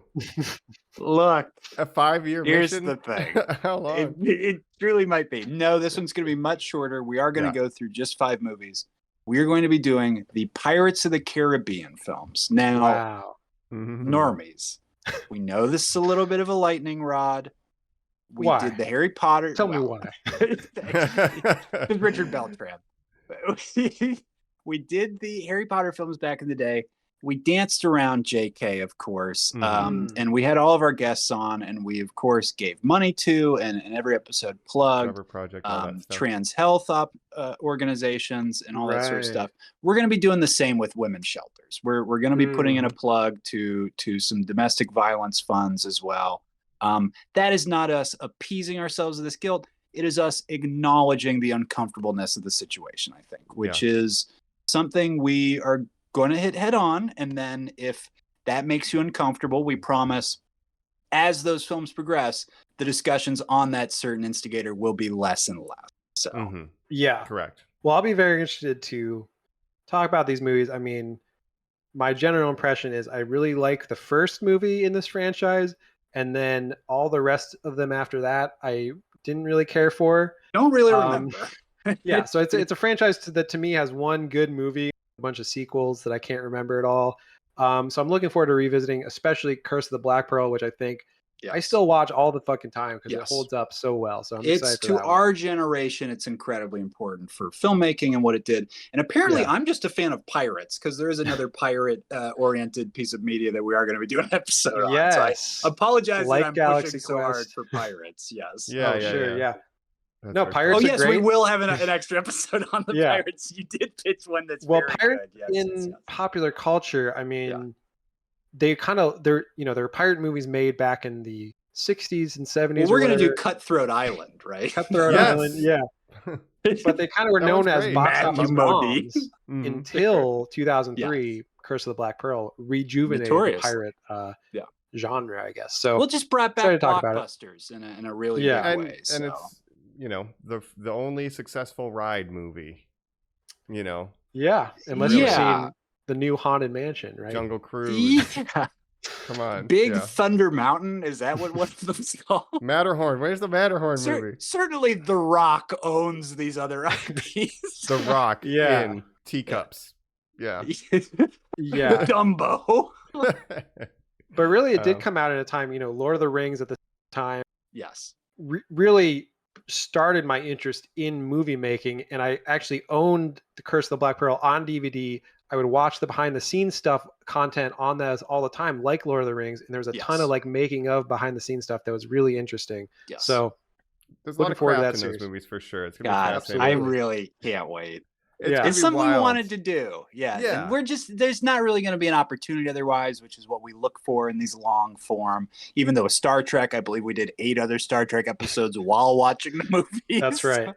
That's required by law that we speak about the good Star Trek. But we're closing. This is kind of an unofficial Star Trek podcast, and we are closing the book. So at it this is point, Well, maybe we'll talk Lower Decks at some point. We'll talk Strange New World season 3 whenever that comes out, assuming these strikes are resolved at some point. If and it they can shoot a new does. season, Yeah. I guess when the new Michelle Yeoh Section 31 thing comes out, we'll talk about that. Maybe like we didn't Starfleet really Academy. talk about Picard. I'm excited for you to explain that to me on a one shot. Right. Yeah. Any final thoughts on this movie though, Star Trek Beyond? I'm just kind of beyond disappointed that we're not getting a 4th one anytime soon. Yeah, that's what really sucks. Because it's so fun. Yeah. And then it's like, oh, Enterprise A, and I want more, and I'm just not. And we gonna love get Chris it. Pine, the best Chris. We love Dungeons and Dragons. Mm-hmm. I would kill for Ninja Turtles a makes D&D reference to the best sequel. Chris. Yeah, and a new Star Trek with this cast. I mean, I would love either one of those things.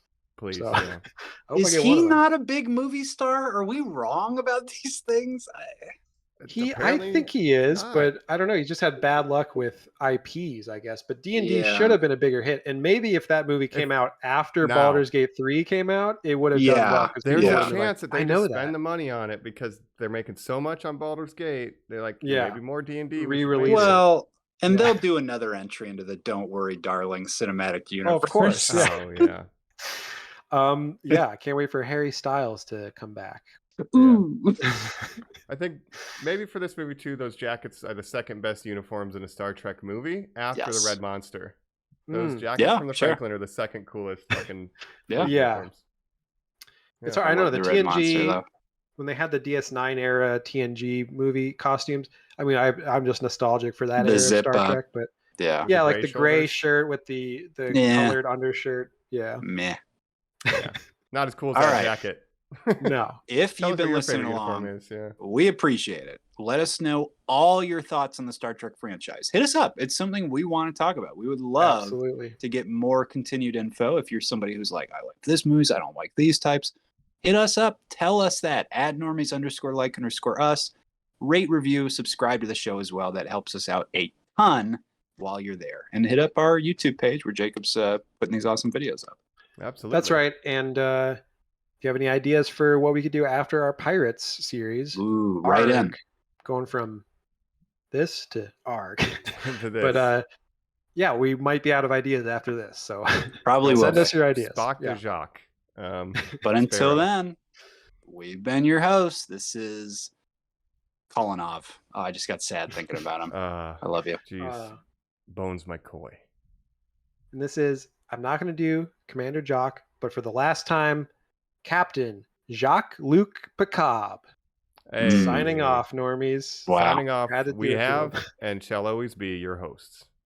That's right. Yeah. Catch We'll you see next you beyond the stars. Live Live long and long and prosper. prosper. Mhm. Bye.